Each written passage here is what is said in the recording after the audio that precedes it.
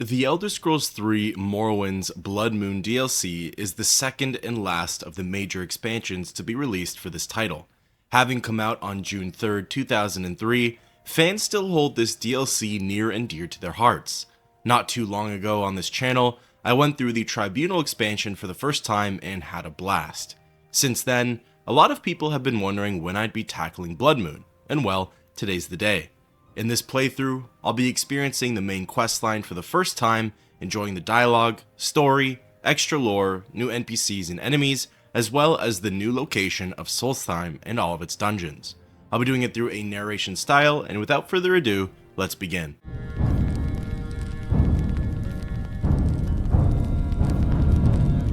Bloodmoon can be started pretty much as soon as Morrowind is loaded up.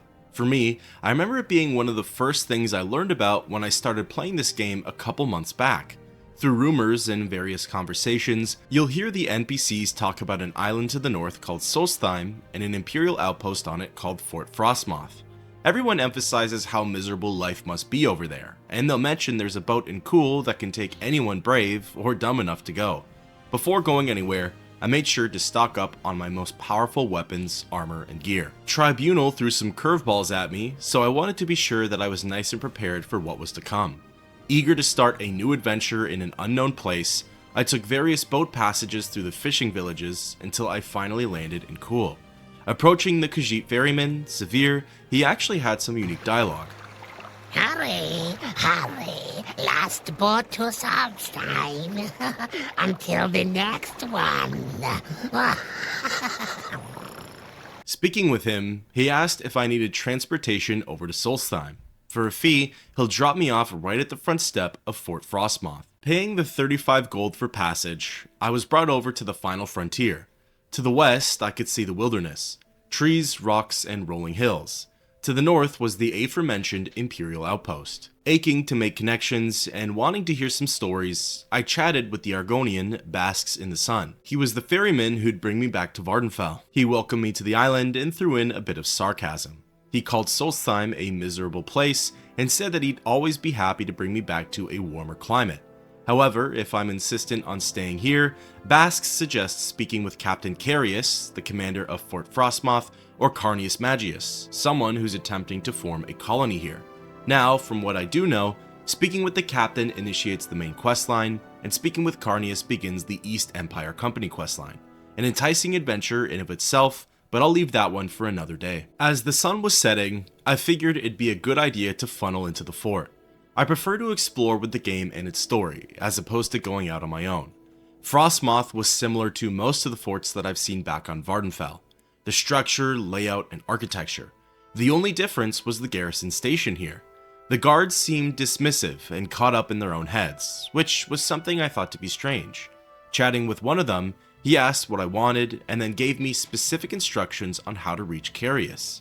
Entering the general quarters, I was quickly met with my biggest peeve of Morrowind: tight spaces and patrolling guards. You could probably scroll through the amount of times I needed to toggle collision with console commands. Ascending the spiral staircase and reaching the third floor, I entered the captain's chambers and saw Carius standing on the opposite end. With that, thus ends the introductory quest to Bloodmoon, an island to the north.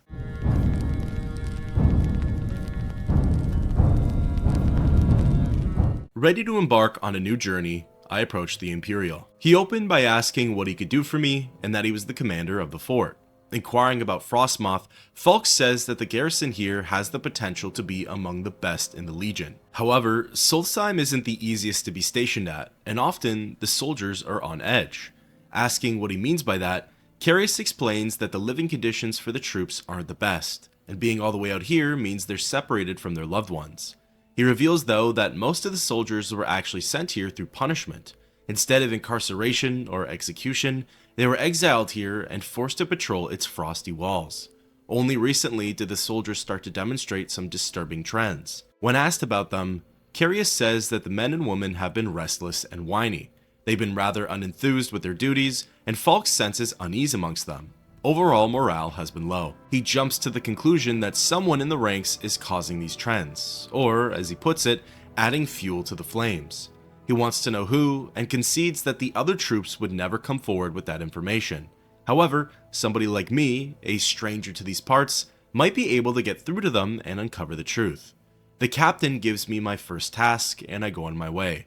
Fort Frostmoth is a pretty miserable place, and it doesn't surprise me that the soldiers just want to go home, especially considering they aren't that loyal or hardworking. The first guard I lay eyes on is a Pat in the stairwell. Chatting with him, he gives me a rather dismissive line.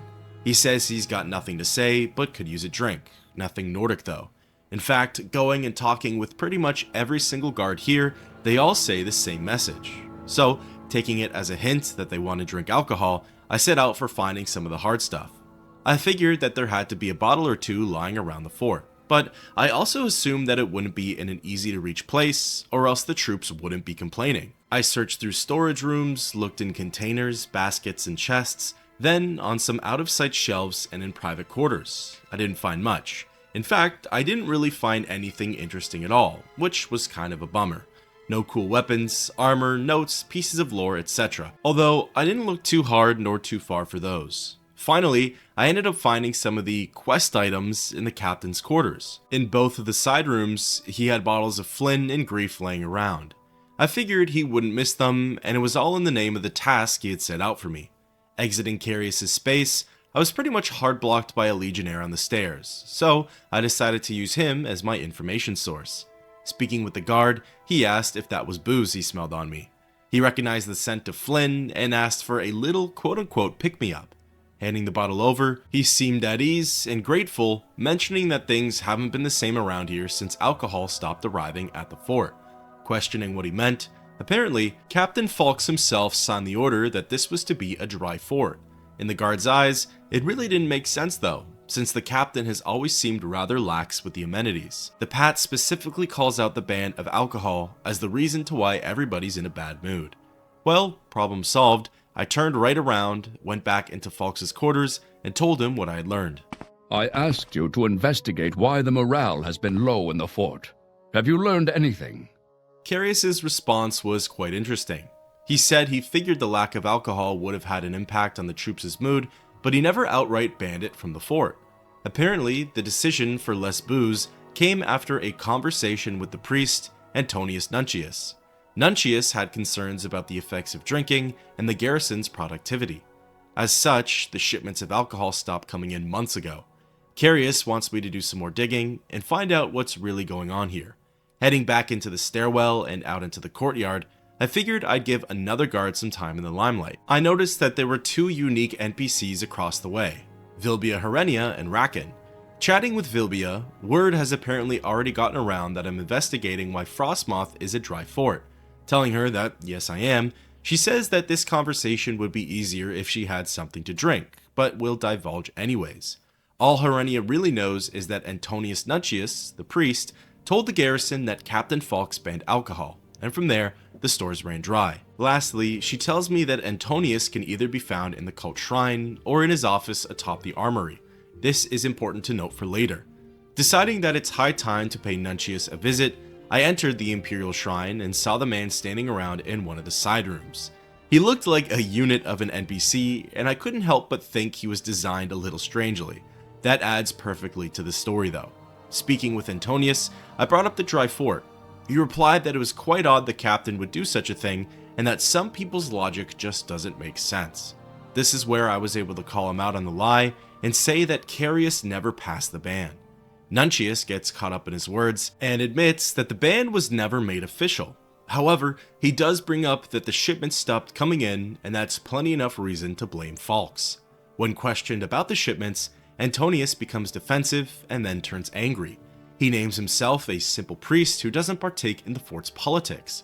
He calls the soldiers pathetic and curses this terrible frozen excuse of an island. Nuncius claims to not care that the alcohol never came in, says he's innocent and that nothing can be pinned on him. He then forcefully exits the conversation. It seems like I might have just found suspect number one, but he's right. I need proof in order to do anything. Remembering what Herenia had said, the priest has an office atop the armory, so there's a good chance that I might find what I'm looking for there. Moseying across the courtyard and back to the interior, I ascended the stairs and into one of the side rooms. Here, I located Nuncius' desk and unlocked it via spell. Inside, I found all the evidence I could ever need. several bottles of alcohol, things like sujama, flynn, brandy, etc., and even a bottle of skooma. Receiving the journal update and taking his gold for my troubles, I went back over to the shrine and confronted the Imperial with my findings. Again, Antonius was at a loss for words and shocked that I went as far as searching through his desk. Finally though, after being caught in a web of lies, he admits to being the one who stole all of the alcohol. His reasoning was that it was for the good of the garrison and that in a perfect world, all of the soldiers become fed up and desert their posts, allowing everybody to go home. Antonius pleads with me to not tell the captain, and I'm prompted to either keep his secret or to report him. Admittedly, I thought I could double-cross Nuncius and reap several rewards, so I assured him that I wouldn't be saying anything. As an expression of his gratitude, he hands me a key and directs me to a closet back up in his office. Apparently, that's where the rest of the alcohol is stashed, and I'm free to do whatever I please with it. Checking it out on my own time, there's 10 bottles of each liquor in there, which if anything, would fetch for a nice chunk of change at the general store. In any case, mystery solved, I returned to Falks and informed him of what I had learned. Unfortunately, there was no option to double-cross Nuncius. The game made me stick to my word, and as such, the captain only rewarded me with 3 potions of cure common disease. Carius says that there are diseases here I've likely never encountered before. However, with Nerevarine status making me practically immune to everything, I don't think it'll be that much of an issue. As for the story I gave him, he calls it ridiculous that a miscommunication like that could have occurred here at Frostmoth.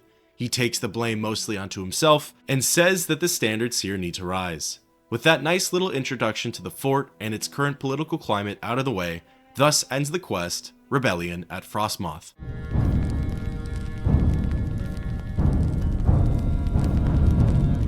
Feeling like I've only just scratched the surface, I returned to Carius and resumed our conversation. He mentioned that I could likely help him deal with a whole other issue here at the fort. Inquiring about it, Falk says that the trust between him and his men is wearing thin. Since a lot of the troops are criminals sent over from Ebonheart, he fears as though their old habits have leaked over into their new lives. The captain believes that weapons are being smuggled out of Solstheim and into Vardenfell. The armory supplies are decreasing and there's no record of why or what for. He wants me to get to the bottom of it and offers a little extra help. He directs me to the best soldiers here at Frostmoth and tells me to work with one of them on the case. Sanus Lucius is well liked and has a silver tongue, but his combat skills aren't up to snuff.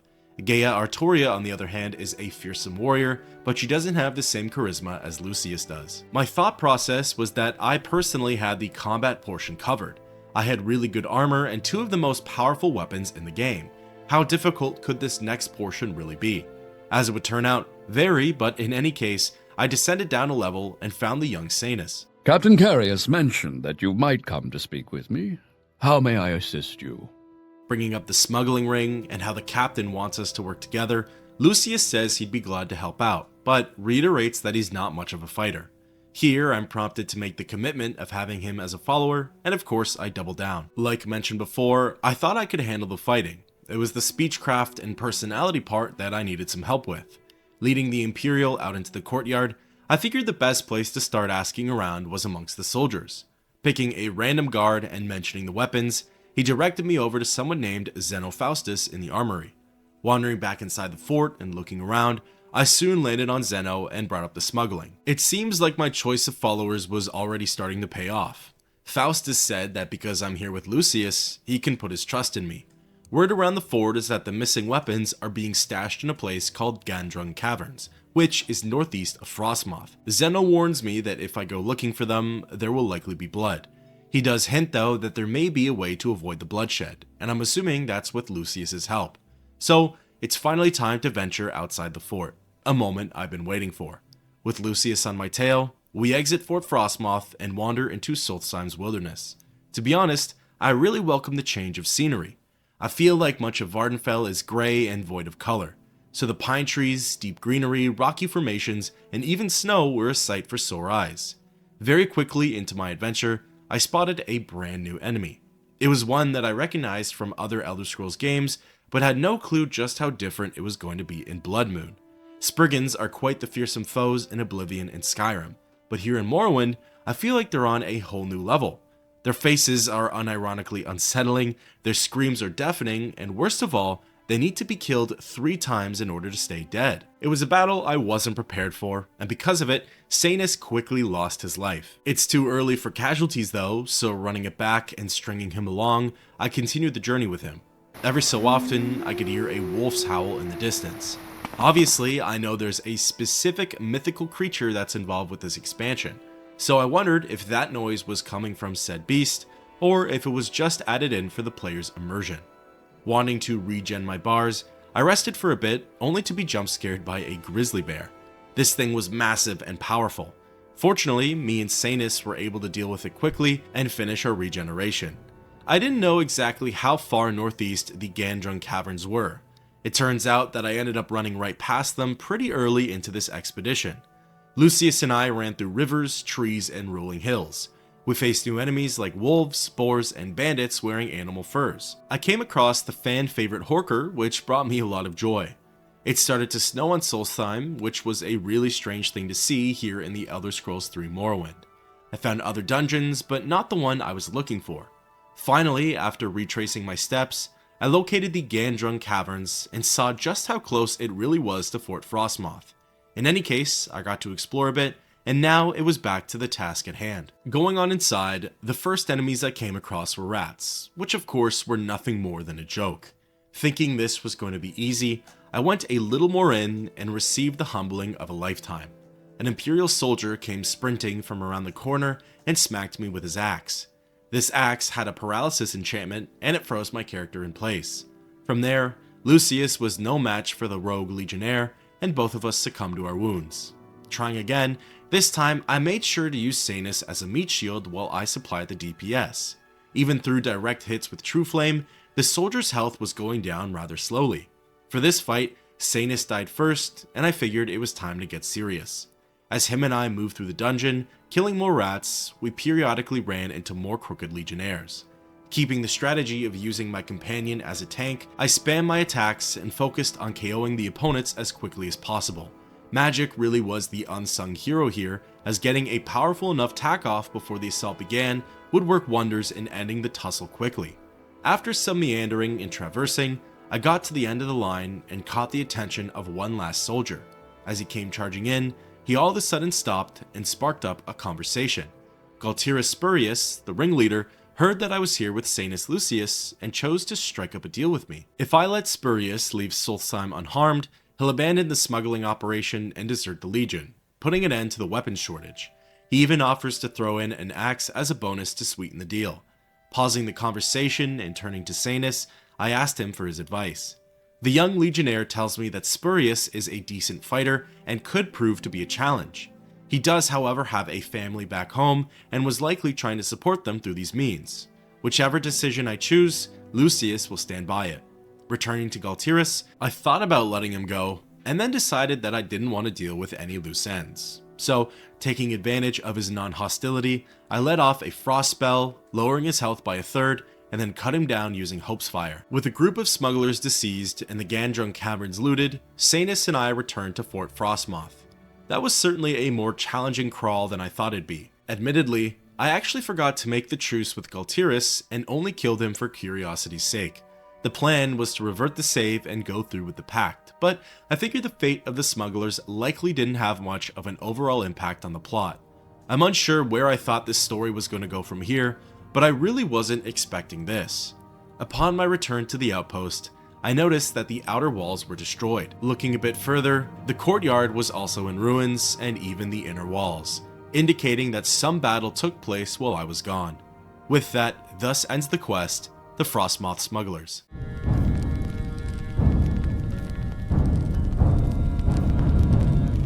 Wanting to know what's going on here, I approached a guard and spoke with him. He was still troubled by the recent events, mentioning unknown creatures and the captain. The Pat then directs me to Gea Artoria, Carius' other trusted soldier.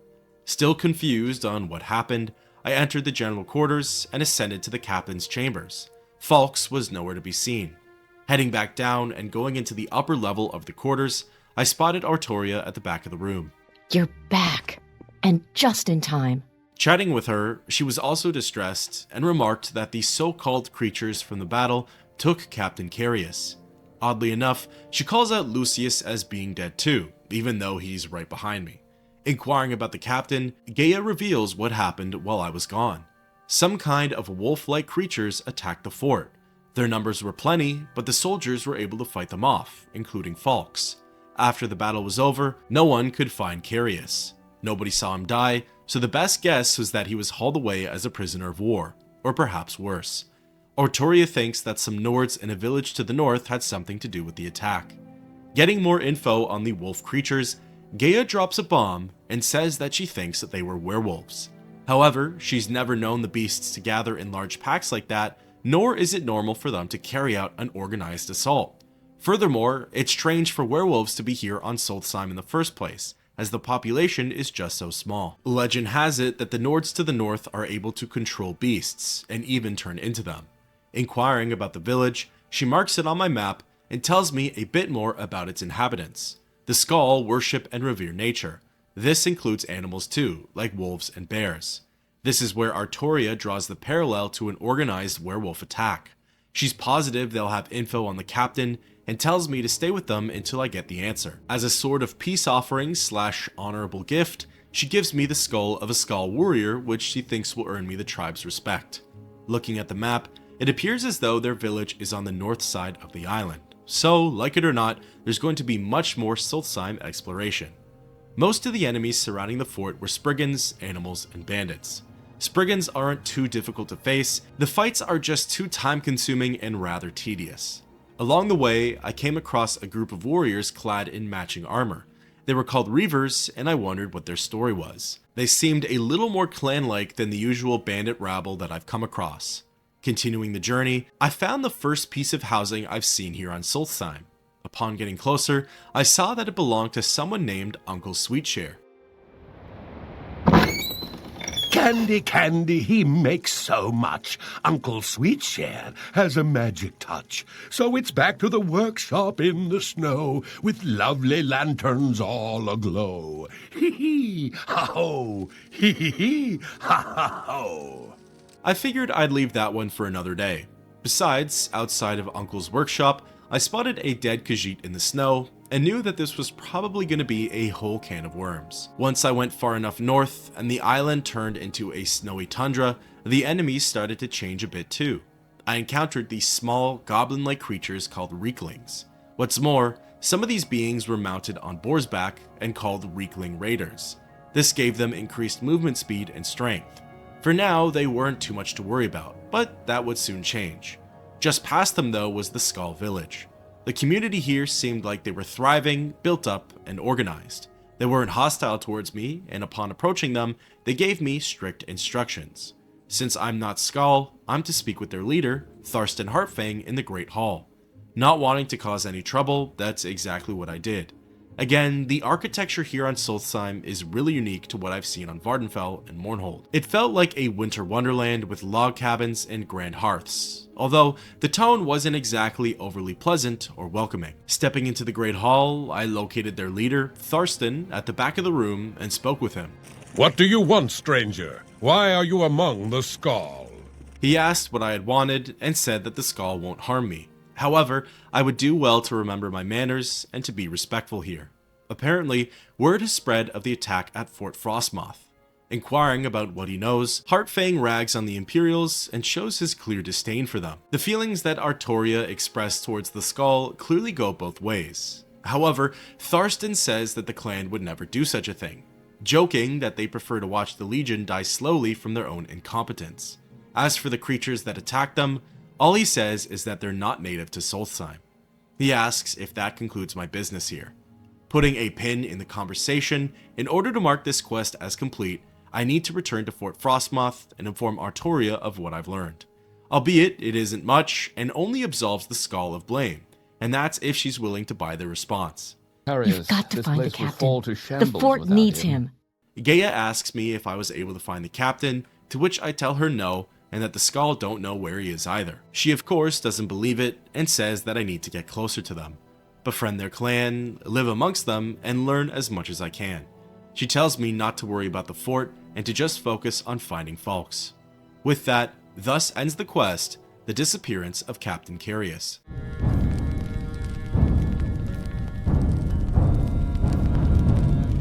Jumping back to my conversation with Tharst and Heartfang, I explored the dialogue option of why my character was here at their village. This prompt had me hand over the skull of a Skaal warrior, and Tharston had some things to say about that. He called out the Imperials on their ignorance, saying that they should just let nature be. However, he does appreciate that it was returned to the clan, and thinks that perhaps there's redemption for me yet. I'm welcomed into their home, but there's apparently a lot to atone for still. Unsure as to what he means, I inquired about it. Heartfang calls out the Imperial settlers as being bringers of destruction. They have no care or regard for something called the Oneness. Oneness is apparently the balance that's here on Solstheim. Nature, trees, land, animals, water, etc. Everything that connects them. In order to restore this balance, an entity called the Allmaker must be appeased, and Tharston wants me to be the one to make things right for the Skaal. I'm to speak with someone named Korst Windeye, the shaman of the clan, for further instructions on what to do. Obviously, things here in the Skaal village don't seem amazing, but at first glance they don't seem that bad either. I wondered how exactly the Skaal were struggling beyond any normal trials and tribulations. What would restoring their power look like? Am I being manipulated by the Nords? Do they intend to wipe out Fort Frostmoth with some lost ability, or are they just really down on their luck? Well, in order to receive that answer, it's time to speak with a shaman. Locating the spiritual leader's hut, I went on in and came across Windeye. Greetings to you, Wanderer. Why have you returned to our village? Asking him about restoring the power, Korst informs me that a specific ritual must be completed. It involves 6 standing stones, and each stone represents a gift from the Allmaker. Each stone also has its own unique task that must be performed.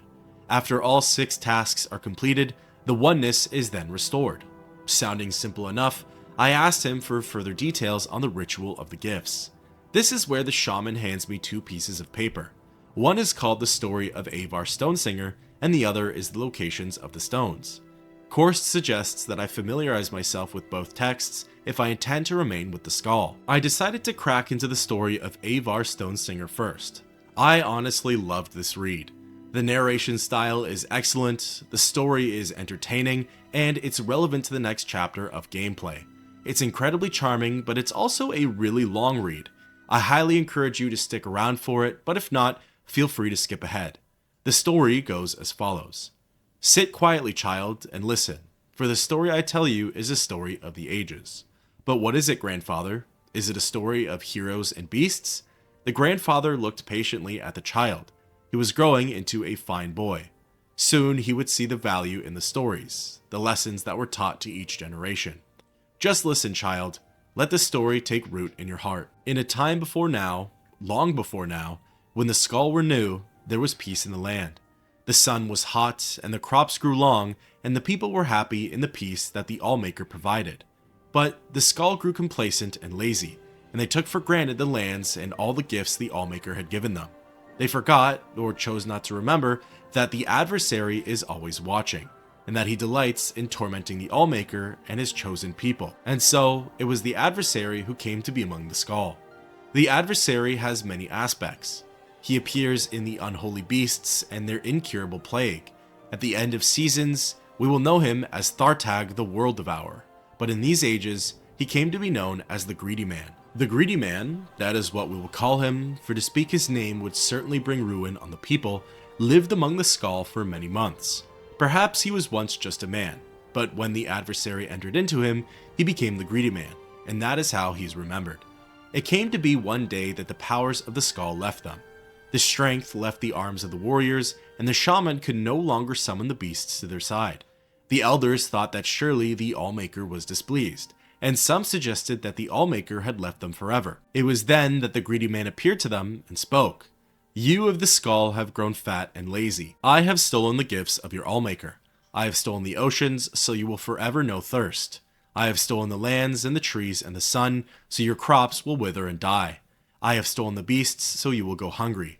And I have stolen the winds, so you will live without the spirit of the Allmaker. And until one of you can reclaim these gifts, the Skaal will live in misery and despair. For I am the Greedy Man, and that is my nature. And the Greedy Man disappeared. The members of the Skaal spoke for many days and nights.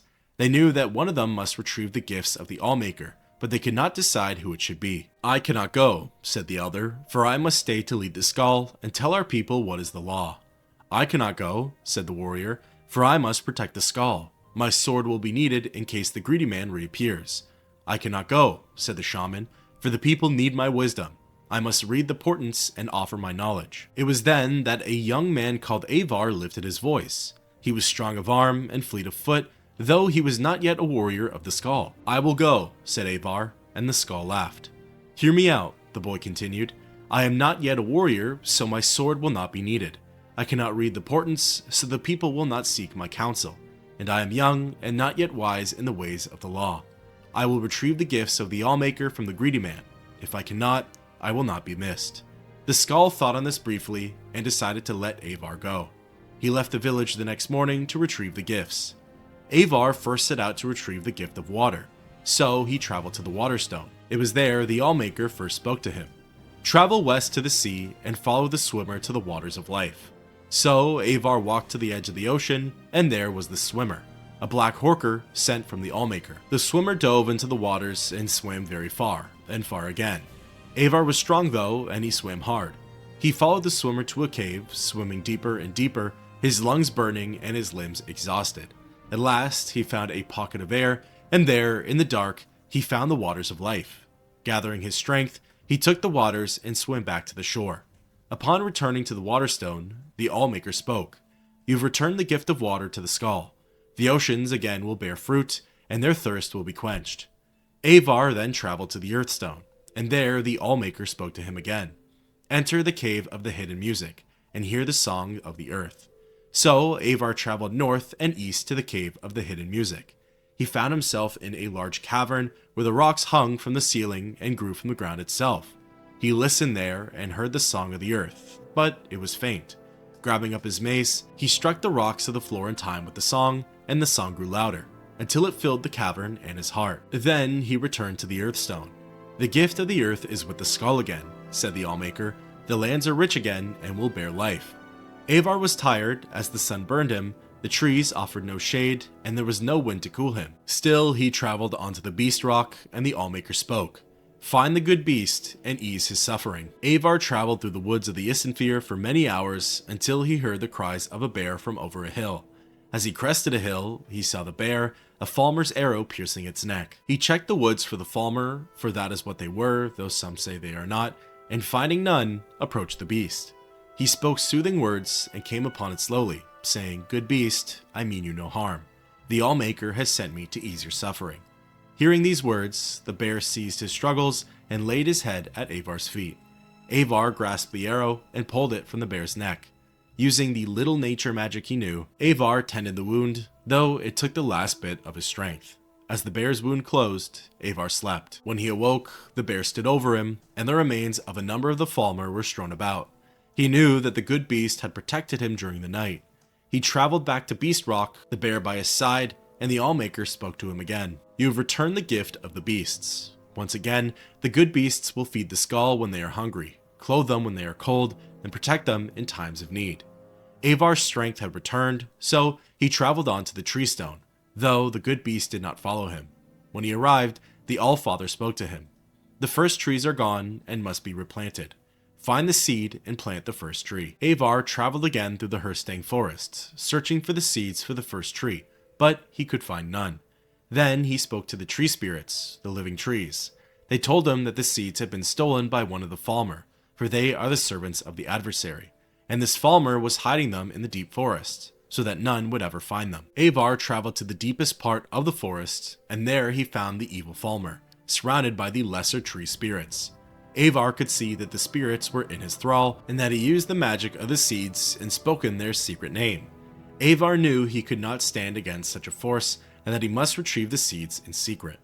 Avar reached into his pouch and drew out his flint. Gathering leaves, he started a small fire outside the clearing where the Falmer and the ensorcelled spirits milled. All the Skaal know the spirits' hatred of fires, for the fires ravage the trees they serve. At once, the nature of the spirits took hold, and they rushed to quell the flames. During the commotion, Avar snuck behind the Falmer and snatched the pouch of seeds, stealing away before the evil being knew they were gone.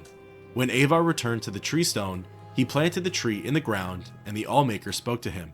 The gift of trees is restored. Once again, the trees and plants will bloom and grow, and provide nourishment and shade. Avar was tired, for the sun would only burn, and the winds would not yet cool him. But he rested briefly in the shade of the trees. His legs were weary, and his eyes heavy, but he continued on, traveling to the Sunstone. Again, the Allmaker spoke. The gentle warmth of the sun is stolen, so now it only burns. Free the sun from the halls of penumbra. And so Avar walked west, over the frozen lands, until he reached the halls of penumbra. The air inside was thick and heavy, and he could see no farther than the end of his arm. Still, he felt his way along the walls, though he heard the shuffling of feet and knew that this place held the unholy beasts who would tear his flesh and eat his bones. For hours he crept along, until he saw a faint glow far at the end of the hall. There, from behind a sheet of perfect ice, came a glow so bright he had to shut his eyes, lest they be forever blinded. He plucked the flaming eye from one of the unholy beasts and threw it at the ice with all his might. A small crack appeared in the ice, then grew larger. Slowly, the light crept out between the cracks, widening them, splitting the ice wall into pieces. With a deafening crack, the wall crumbled, and the light rushed over Avar and through the halls. He heard the shrieks of the unholy beasts as they were blinded and burned. He ran out of the halls, following the light, and collapsed on the ground outside. When he was able to rise again, the sun again warmed him, and he was glad for that. He traveled back to the Sunstone where the Allmaker spoke to him. The gift of the sun is the Skaals once again. It will warm them and give them light. Avar had one final gift he had to recover, the gift of the winds. So he traveled to the Windstone far on the western coast of the island. When he arrived, the Allmaker spoke to him, giving him his final task: find the greedy man and release the wind from its captivity. So, Avar wandered the land in search of the greedy man. He looked in the trees, but the greedy man did not hide there. Nor did he hide near the oceans or the deep caves, and the beasts had not seen him in the dark forests. Finally, Avar came to a crooked house, and he knew that here he would find the greedy man. "Who are you?" shouted the greedy man, "that you would come to my house?" "I am Avar of the Skaal," said Avar. "I am not warrior, shaman, or elder. If I do not return, I will not be missed. But I have returned the oceans and the earth, the trees, the beasts, and the sun, and I will return the winds to my people, that we may feel the spirit of the Allmaker in our souls again." And with that, he grabbed up the greedy man's bag and tore it open. The winds rushed out with gale force, sweeping the greedy man up and carrying him off, far from the island. Avar breathed in the winds and was glad. He walked back to the Windstone, where the Allmaker spoke to him a final time. "You have done well, Avar. You, the least of the Skaal, have returned my gifts to them. The greedy man is gone for now, and should not trouble your people again in your lifetime. Your Allmaker is pleased. Go now, and live according to your nature." And Avar started back to the Skaal village. "And then what happened, grandfather?" "What do you mean, child? He went home." "No, when he returned to the village," the child continued. "Was he made a warrior, or taught the ways of the shaman? Did he lead the Skaal in battle?" "I do not know. That is where the story ends," said the grandfather. "But that is not an ending. That is not how stories end." The old man laughed and got up from his chair. "Is it not?" Like mentioned before, I love this story. It literally tells the player what to expect from these coming trials, and the ending is very relevant to the player's journey. The story of Avar is every Morrowind player's story. A nobody goes on the quest of a lifetime. Your skills are unique to your playstyle, but there's always a way to complete these trials, regardless of character build. The way the story ends is perfect too. There's no grand conclusion, there never is. Avar doesn't step into a big role, his tale never ends because the player's journey never ends either. There's always something that needs to be done. The Greedy Man sounds like an amazing antagonist for this expansion. However, I'm assuming as of right now that the Imperial Legion steps into this role. However, who knows, maybe I'm wrong. Back to the matter at hand, the next thing I looked at was the locations of the stones. Surprise, surprise, the stones are the very same ones that Avar needed to visit. They're spread out all over Solstheim, but a few of them are pretty close to the Skaal village. Interestingly, some of them aren't where the story said they'd be, namely the Windstone, which is to the north and not the west. In any case, the first one I visited was the Windstone. It wasn't the easiest to spot though. After being chased by a few Reekling raiders and meeting some new friends, I finally came across it. It was hidden amongst a whole field of stones, and the only way to tell that it's different is by the engravings on its southern side. Interacting with it, the game displayed a message, I guess from the Allfather, telling me to travel south and east of the Lake of Ice to Glenshul's tomb and free the winds from the greedy man's bag. Arriving at the lake and having a freak-out moment of being trapped under the ice, I soon stumbled onto the entrance of the tomb. Remember before when I mentioned that the Reekling Raiders were going to get difficult? Well, as it turns out, they have a natural, powerful Reflect Magicka ability that practically rends Hope's Fire and True Flame useless. Thankfully, my Daedra Claymore is able to pick up the slack, and it was off into Glenshul's tomb right after. In here, I came across possibly one of the most unnerving NPCs in Morrowind, Draugr. It's strange too because they're not intimidating whatsoever in Skyrim, but here, their movements are sporadic, they're incredibly quick, they make some terrifying noises, and they look more demonic. Thankfully though, they didn't hit hard, nor do they have a lot of health, so the dungeon was a breeze. Speaking of which, at the end of this smaller sized tomb, I found the greedy man's bag. Interacting with it, a big gust of wind was let out, to which the cave went dark and fell silent. This was the perfect jump scare opportunity, but lucky for me, it never came. What I didn't realize in the moment was that I needed to return to the stone in order to complete the trial. Thankfully, given its proximity to Skaal village, I'll just tag it on my way back. The next stone I sought out for was the Beast Stone. It was the closest one to the tomb and nearby the frozen lake. It also took me a while to find. I thought it was going to be in and around the rest of the rocks again, so I was scanning each boulder, searching for an engraving. Finally, after moving on from that idea, I spotted a spire-looking pillar off on its own. It was similar to the Windstone, just a lot taller. I saw a wolf etched onto its side, and I knew that it was the one. Interacting with it, it simply said, travel south, find the good beast, and ease its suffering. Running through the frozen lake into the other side, I witnessed a polar bear being attacked by several Reeklings. Figuring that this was my trial, I came flying in and began defending the beast. Luckily, it had all of the aggro, so all I had to do was supply the DPS. Once all of the little guys were defeated, I interacted with the good beast and removed the chitin arrow from its body. Interacting with it once more, it began to follow me, and I led it back to the stone. The bear was incredibly slow, so it took a while to get there, but luckily, I didn't encounter any more enemies on the way. Arriving at the spire, I received a journal update and watched on as a part of the oneness was restored. Again, I'll be getting back to that Windstone shortly. The next ritual I went for was the Tree Stone. This one was located in the center part of the island. After a few good leaps and a few enemy takedowns, I finally arrived. Interacting with it, the game sent a message saying, the first trees are gone.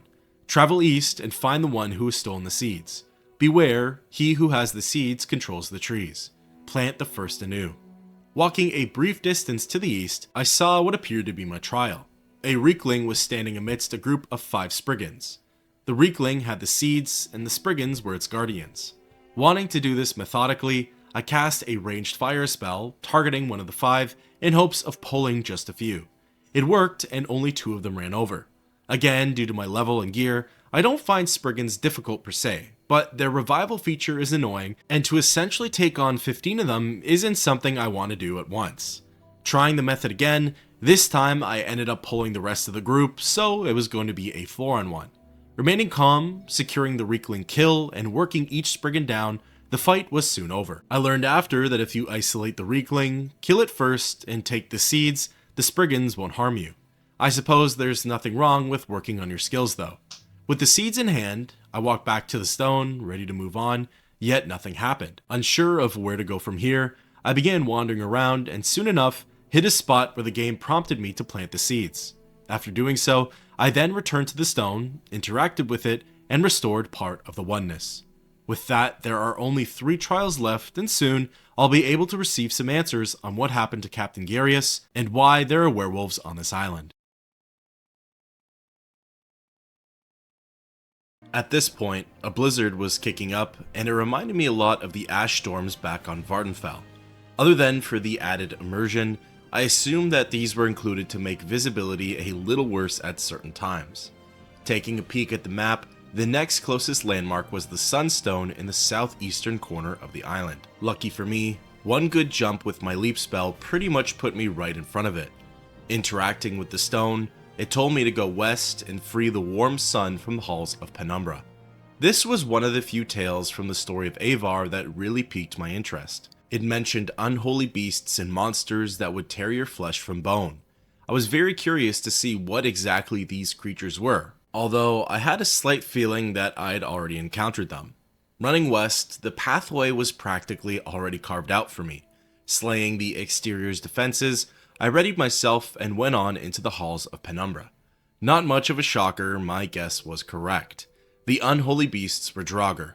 Again, I think they did a great job at making the Draugr seem more menacing in Bloodmoon than in Skyrim, but I guess I was unfamiliar with the fact that they ate human flesh. A detail that was either overlooked, retconned, or just not spoken of in the later installment. Shortly into the run, I received a journal update indicating that there was a glowing object behind a wall of ice, although I couldn't see it just yet. The halls of Penumbra were a relatively standard dungeon crawl. In terms of enemies, it mostly consisted of Draugr. They don't hit very hard, and a few swings with my sword and they were done. I will say though, the winding halls and meandering pathways made for some tricky navigation. Protruding from the walls of ice were strange hook-like objects. They almost looked like candle holders, and I wondered what they were for. Well, as it just so happens, I was about to find out. At the end of a long corridor was a lighter section of the dungeon. Guarding it though was a beast-like creature, one I had never seen before. Letting my curiosity get the better of me, I challenged it to martial combat and got a feel for its skill. The monster's health was barely going down with each hit, and what's more, my HP was draining rather quickly. It got the better of me in the first try, and I knew from there that it had to be taken seriously. So, running it back, I started off the battle with a heavy flame spell and came in swinging with Hope's Fire.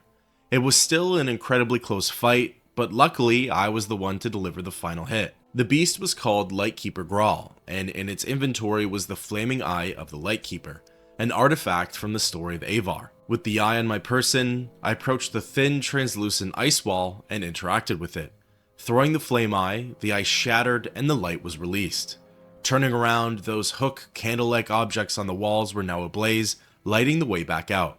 Returning to the sunstone and interacting with it, this trial was now completed. The next two stones were on the western side of the island, an area I haven't explored yet. So, taking a quick pit stop at Fort Frostmoth and having my gear repaired, I readied myself and set out northwest. Unsurprisingly, it was more of the same scenery. Although at one point, I stumbled across the plot of land that's now better known as Raven Rock. In Skyrim's Dragonborn DLC, this area looks very different. Something tells me though that my character is going to have a hand in those developments. Not too long after, I came across the second last landmark, the Earthstone. Interacting with it, it said, travel northeast to the Cave of the Hidden Music and hear the Song of the Earth. Deceptively close and to the northeast was a door called Bloodskull Barrow. Briefly wondering if that was the dungeon, I trusted my gut and traveled further. Instincts soon paid off as I found the actual Cave of Hidden Music and went on inside. In terms of enemies, this dungeon contained mostly Draugr, so nothing too crazy, and it was one of the first ones to contain more than one zone. Not too far into it, I came across a corpse that put a loose theory into my head. The skeletal remains contained old Nordic furs, some potions, Nord mead, and an ebony mace. If you recall, Avar Stonesinger was from an old Nordic tribe, the Skaal, and carried a mace as a weapon. This body has clearly been here for some time, so I wondered if there was any chance that this was Avar. Maybe the old Skaal legend was wrong or had been altered for educational purposes. What if Avar perished in the Caverns of Music and the Skaal have never actually been able to recover the gifts of the Allmaker? Hence why the player is out here right now, why there's a corpse with belongings matching those of Avar's, and why he's called Stonesinger, the last of the trials that he was able to complete, or the one that ended his life. I think it's an interesting idea, but it's probably more likely that this was a descendant of the Skaal who was tasked with restoring the oneness as well. They probably just mirrored the legend of Avar and weren't skilled enough to retrieve the gifts. Plus, without any spoilers, the reward for this quest pretty much lays any doubt to rest. After much exploration, I finally came across the second zone, the Chamber of Song. Going on inside, there weren't any enemies, but I was hit with these noises over and over again. It kind of sounds like a Wendy's parking lot at 11 p.m. Traversing through the chamber and wandering around for a bit, I finally landed on the point of interest. An open room that contained the source of the tunes, if you can even call them that. There were 6 hollow stalagmites, 3 on the ceiling and 3 on the ground. The ones on the ceiling were blowing some form of steam into the ones on the ground, and that was creating the sound. Interacting with the bottom 3, I was actually able to make them produce noise, and of course each one had a different frequency. After fiddling around with them for a bit, I finally got the tune, and a new one was then introduced to the puzzle.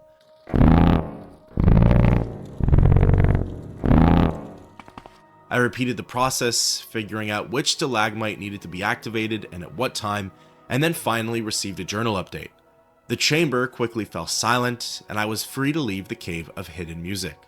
Wandering back to the Earthstone and interacting with it, this trial was complete, and now I was on to the final gift. The Waterstone was just north of my current location.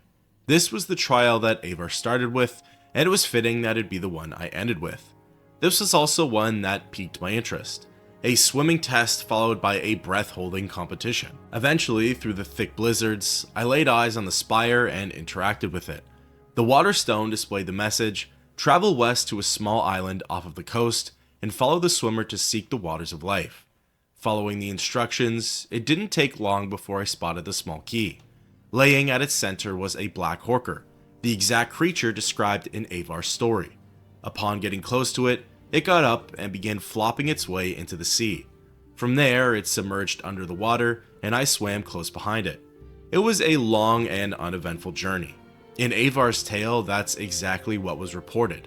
I would have liked to have seen a little more from this part though, as I was literally swimming, unfazed, uninterrupted for 3 minutes. Finally, it stopped atop a water cave, and I went for the plunge of a lifetime. It turns out that my character's sprint was toggled off, and I didn't know it at the time, so the trek was pretty hairy. I quickly ran out of breath, but luckily the damage being dealt was laughable. Popping a health potion, I continued along until I reached the end of Stallman's Gorge.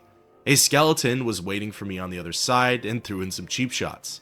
Taking care of it, there were some potions on the ground nearby, and one of them held the waters of life. The other 2 were performance enhancers for swimming. So, popping those and turning on the jets, I was out of there in no time and back at the Sea Stone. Interacting with it, that was the 6th and final task done, and all that was left was to hit the Windstone. Recalling to Skaal Village and quickly tagging the spire, I then legged it back to Tharston. Overall, it was a pretty entertaining quest. It was very long, which personally I prefer shorter sections of one storyline than one big quest telling the story, but that's just trivial. The highlights for me were the Earth, Beast, and Tree ritual. The first 2 had unique enough elements, activating the stalagmite and saving the bear, while the third was a really quick trial, so it didn't waste my time. The lows for me were probably the swimming and the sun ritual. The swimming one wasn't bad, it was just long and uneventful. The sun one wasn't bad either, it just felt like a pretty standard dungeon crawl. I thought the Lightkeeper was a neat final boss, so it had some points retained on that one. As for the Windstone, it's the epitome of a quick dungeon trek, but the Greedy Man's bag saved it for me, as I find his character really fascinating. Returning to the Great Hall, I spoke with Fang. You were told to perform the rituals needed to restore the power of the Skaal. What have you done? Giving him the lowdown, he was impressed with my efforts. I've shown loyalty to the tribe, but there's still a lot of work to be done. When ready, I should talk with him further in order to prove my wisdom. As a reward for these trials though, he hands me the Mace of Avar Stonesinger, a historical weapon that pretty much disproves my theory from before. It has the enchantment of frost damage for 8 points, and as far as I can tell is unique in its look. Its appearance is really neat, and I would have loved to have used it, but I'm not proficient with blunt weapons, so it'll just be a trophy for me. With that, thus ends the quest, the Skaal Test of Loyalty.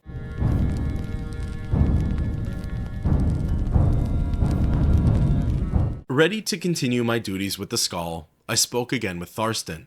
You have shown your loyalty to the Skaal. Asking him about how I can prove my wisdom, he hits me with a pretty interesting task.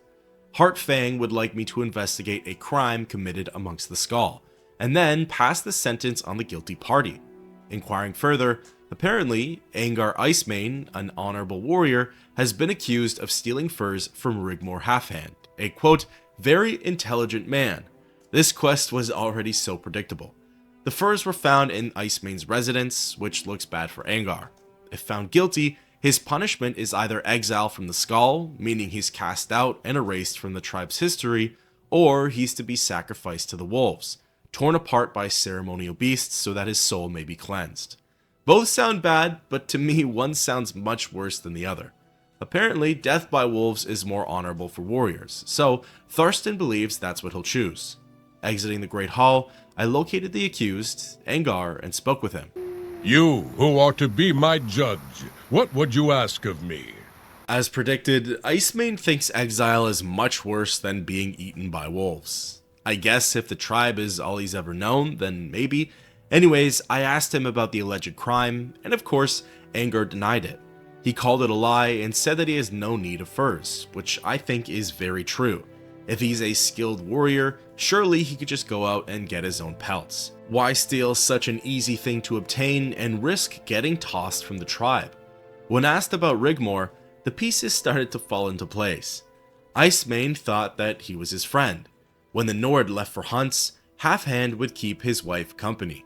I couldn't help but slap my forehead after hearing this one. I then asked about Angar's wife, Rite, and he says that her life isn't easy when he's away for weeks at a time. Yeah man, I bet it isn't easy at all.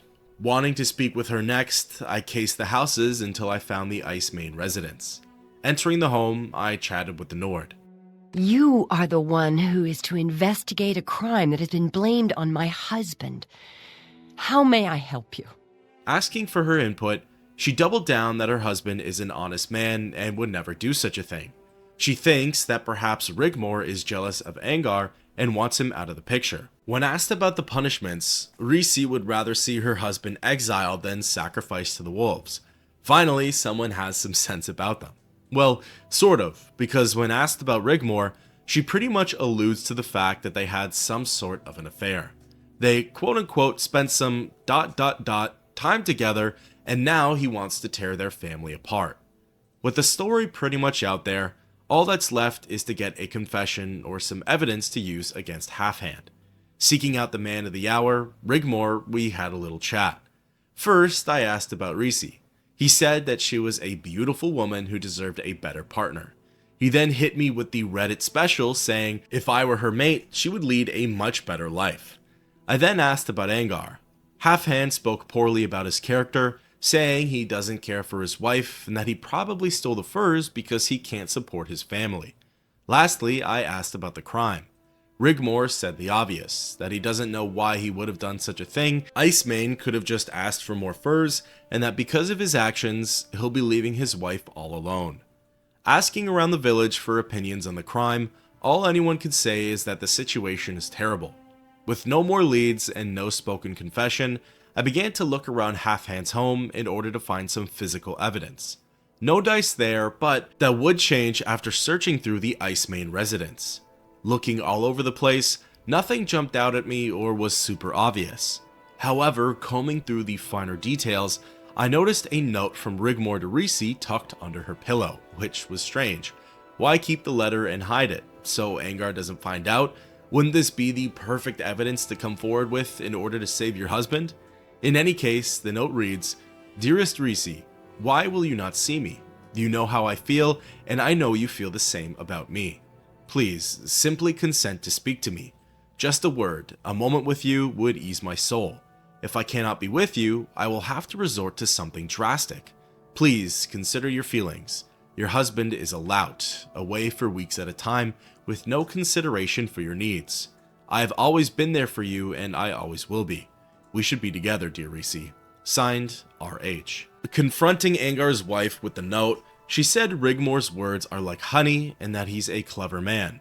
Sure, she was emotionally manipulated in a vulnerable state, but this is evidence that could exonerate your husband and save his life, so why is she withholding it? I understand it's not to bring shame onto her, but if the player didn't step up, Angar would have been a goner, and for what? So Rigmor can white knight his wife?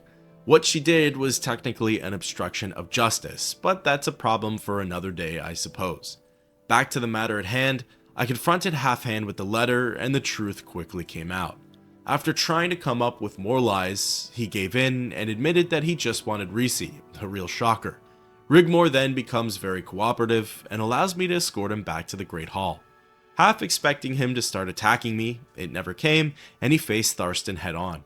You were to investigate a crime. Have you done this? Informing Fang of my findings, he's shocked at the true outcome and says that Rigmor must be penalized. He's faced with the same outcomes as Angar was, either exile or death by wolves. The choice is up to me. Even though Thurston feels it's an honorable and merciful end for Half-Hand, I ended up picking the wolves because to me that's a brutal way to go. The shaman is currently summoning the Cainlorn, and as a gift for all of the work I put in, Fang gives me the helm of the wolf's heart. Its light armor has the enchantment of Fortify Agility and Sneak for 5 points, and kind of looks like the poop emoji. Escorting Rigmor to the pen, he ends up bumping into Angar on his way over, which I felt was intentional. You have cleared my name and restored my honor. What can I do for you, my friend? Quickly speaking with the now free man, I asked about his wife. His outlook was rather interesting. He says that even though she made mistakes, it's his fault for not paying enough attention to her, and ultimately Rigmor's for meddling in their marriage. I'm no couples counselor, so I won't be getting involved with that any further. Finally, Half-Hand put himself in the pen, and after a forced wait, because nothing was happening, the wolves made their move. Rigmor quickly fell, and the whole ordeal was put in the past. Returning to Thurston, he says that I've displayed my loyalty and wisdom. However, there's one more step. I must prove my strength as a warrior. With that, thus ends the quest, the Skaal test of wisdom.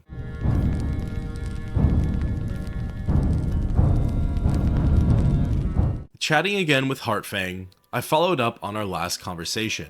He wants me to go to the northern shores of Lake Fjelding and seek out Korst Windeye. There, he'll be the one to give me further instructions. Leaving the Great Hall and legging it south, it didn't take me long to find the shaman. But before then, I laid eyes on something weird. At the center of the lake was a massive fire. This was especially strange because it was all water and ice, so the flames had to be magical in nature. Ah, you've arrived. These are strange times, my friend. Chatting with Windeye, he said he isn't sure what's causing the magic on the lake, but that's going to be part of my trial. When asked about the disturbance, Korst says that Thurston believes it's being produced by a Draugr Lord from under the lake. However, he believes that it could be an omen of the Bloodmoon prophecy, something that he fears. Finally getting a DLC name drop, I inquired about said prophecy. He didn't share much on it, and the little that he did say was pretty obvious. A red moon and werewolves. Back to the matter at hand, I asked about the trial and he gave me some orders. I'm to dive beneath the lake and into some ice caves. There, I'll find Aislip, a Draugr Lord. Aislip was once a powerful mage turned necromancer. Dabbling with dark arts caused him to turn into an undead being, and I'm to put him down once and for all. As I left the conversation, Windeye told me to take care as this whole situation seemed really odd. Diving to the bottom of Lake Fjelding and swimming underneath the fire, I found the caves of Fjelding and went on inside. Immediately, I was attacked by Draugr and bone wolves. Nothing too challenging though, as I was able to maneuver freely. The ice caves were pretty massive. The first zone consisted of long corridors filled with lesser enemies and petty loot. Soon though, I arrived at the second zone, Aislip's lair, and prepared myself for what was to come. Stumbling through more icy hallways, the area was fairly void of life. Finally, I landed on Aislip's den and found the Draugr Lord himself. Oddly enough though, he didn't aggro onto me. Upon getting close, he actually began speaking out. He said I was either brave or foolish for coming here. He threatens to kill me if I get in the way of his task, but he senses some wisdom in me. The Draugr Lord says that there are more dangerous things in this cave than an undead being. Deciding to humor him, I asked about his task. Aislip has been down here for a long time. He shares no love for the Draugr I encountered before and calls his story different. He apparently used to be a member of the Skaal, a very skilled mage who got tempted by more power and delved into the black arts. After word got out, he was cast out of the tribe, and that's how he found himself in here. This, however, didn't stop him from pursuing more forbidden knowledge. He started communicating with the Daedra, and soon learned that there was a plan to wipe out the Skaal. There are frost atronachs in the levels below this one, and after learning that he wasn't the one who conjured them, he knew he had to do something. He tried to warn the Skaal, but they wouldn't listen. So, in a desperate act, he created a magical barrier to contain them in the caves. He was able to keep the barrier intact all these years through the use of necromancy, by turning himself into a Draugr. He says that I can choose to fight with him or against him. The former would put an end to the Daedric threat, while the latter would only prolong it. Picking the obvious, I teamed up with Lord Aislip, and together we moved into Zone 3, the Caverns. There are approximately 10 frost atronachs in here that need to be dealt with. They aren't necessarily trickier than the average frosty, but their close proximity to one another can lead you to being outnumbered. Fortunately, Aislip puts up a good fight and provides decent aid. It's neat that I just learned about banishment from the Skaal and what it entails. Having your name erased from the tribe's history and getting excommunicated. This is sort of what happened to Aislip, but somehow Tharstan knew of his existence. Maybe the Skaal actually took note of his warnings, but didn't have it in them to give him the acknowledgement that he was looking for. As such, they know him only as the Draugr Lord, and not the member of the Skaal that he once was. My guess is that he was the clan's shaman. As far as I can tell, they're the only ones who really practice with a lot of magicka. It's a pretty interesting backstory, and I wonder if there's any way of clearing his name from the history books, or adding it back in for that matter. Even though the tribe turned their backs on him, he protected them for centuries. Once all of the atronachs were defeated, Aislip spoke with me once more. He said that his mission was completed and that it's time for him to rest. As a thank you, he gave me his ring in hopes that it'll help me with the rest of my adventure. Aislip's ring has the enchantments of Fortify Willpower for 10 points and Fortify Magicka for 75 points.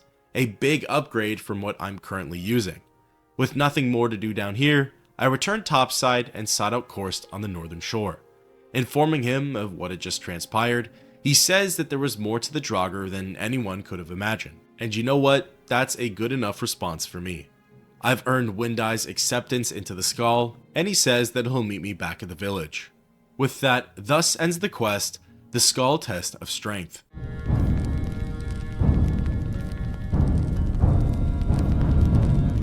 So far, I'm really enjoying my time playing through this DLC. I'll save most of my overall thoughts for the end, but just as a small check-in, I thought I'd mention that. I'm still beyond curious as to what happened with Captain Carius, and in fact, I'm worried that I'll never find out as the story is progressing, but things are about to take a turn. Running up the hill and over to the village, I spoke with Tharstan again. He seemed surprised that I returned and quickly dismissed me, saying that he had matters to attend to. As soon as I turned around, the honor guard yelled for me across the hall, and my ears were met with this super violent tearing noise and the sounds of animals snarling. He exclaimed that the village was under attack by werewolves and that my help was needed. A horrible event for the village, but a long-awaited moment for me. All Heartfang could say was to go help our people, which I was pretty touched by. Taking up arms, I charged outside and witnessed the same scene that must have taken place back at Frostmoth. Wolves standing on two legs were swiping, clawing, and bashing their way through the Skaal. My first observations were that they moved quickly, hit hard, and had lots of health. Finally, a worthy opponent. In fact, something I really liked was their power balance. They weren't hard to defeat, but I actually had to try. They were more than nuisance creatures, and if I didn't take them seriously, they would best me. The only thing that kind of threw me off, and maybe it's because I'm used to them being massive in Skyrim, they're a lot shorter than I thought they'd be. They're hunched, so that doesn't help, but they're probably no taller than the average male Bosmer. It slightly takes away from their intimidation factor, but there's nothing wrong with being a short king. Once all of the wolves were killed outside, I went back into the Great Hall and witnessed the honor guard get slaughtered. This moment was a perfect example for what I had previously mentioned. It was 2 against 1, and thinking I could leisurely take them out was a big mistake. My health dropped, theirs didn't, and I was forced to make a tactical retreat. Abusing some restoration spells, I went back into the hall and finished the job. Interestingly, Tharstan Heartfang was nowhere to be seen. There was no body or trace of where he could have gone. Exactly like what happened with Captain Carius, the other leader over at the other settlement. The plot thickens, and so do my suspicions and theories. It's early, and I'm probably wrong, but for now, my best guesses are that both men were taken as hostages by some greater power. I know, extremely obvious. Or that both are werewolves and can't control their transformations anymore. This idea makes less sense for Carius, as he fought against the wolves with the Legion, but at this point, I'm just spitballing. Exiting the Great Hall, Korst Windeye is now standing in the middle of the village. I know you have been infected by these werewolves. Chatting with him, he opens by saying that he only just arrived. He expresses gratitude for my defense of the Skaal, but bears bad news. Firstly, Korst admits that these are werewolves, shocker, and that this is a bad sign, another shocker. Secondly, and this one is the bomb I've been waiting for, he's able to detect via magic that I've been infected with lycanthropy, or Sanus lupinus as it's called in this game. This is it, the moment I had hoped would come, and it finally did. The choice to become a werewolf or not. Korst warns me that at first, the infection seems harmless. However, after 3 days, the affliction fully sets in, and I'll become a full-fledged werewolf. All I have to do to cure it though is to drink a potion of cure disease, or to cast the common spell. Until then, the Skaal want nothing to do with me. At first, the decision seems obvious. Drink the potion. However, upon doing a little bit of research, my next course of action will determine the preceding events, and change the questline and story. For now, he's right. Sanus lupinus only drains 1 point of fatigue. Not really something that I'd notice. With that, thus ends the quest, the Siege of Skaal Village.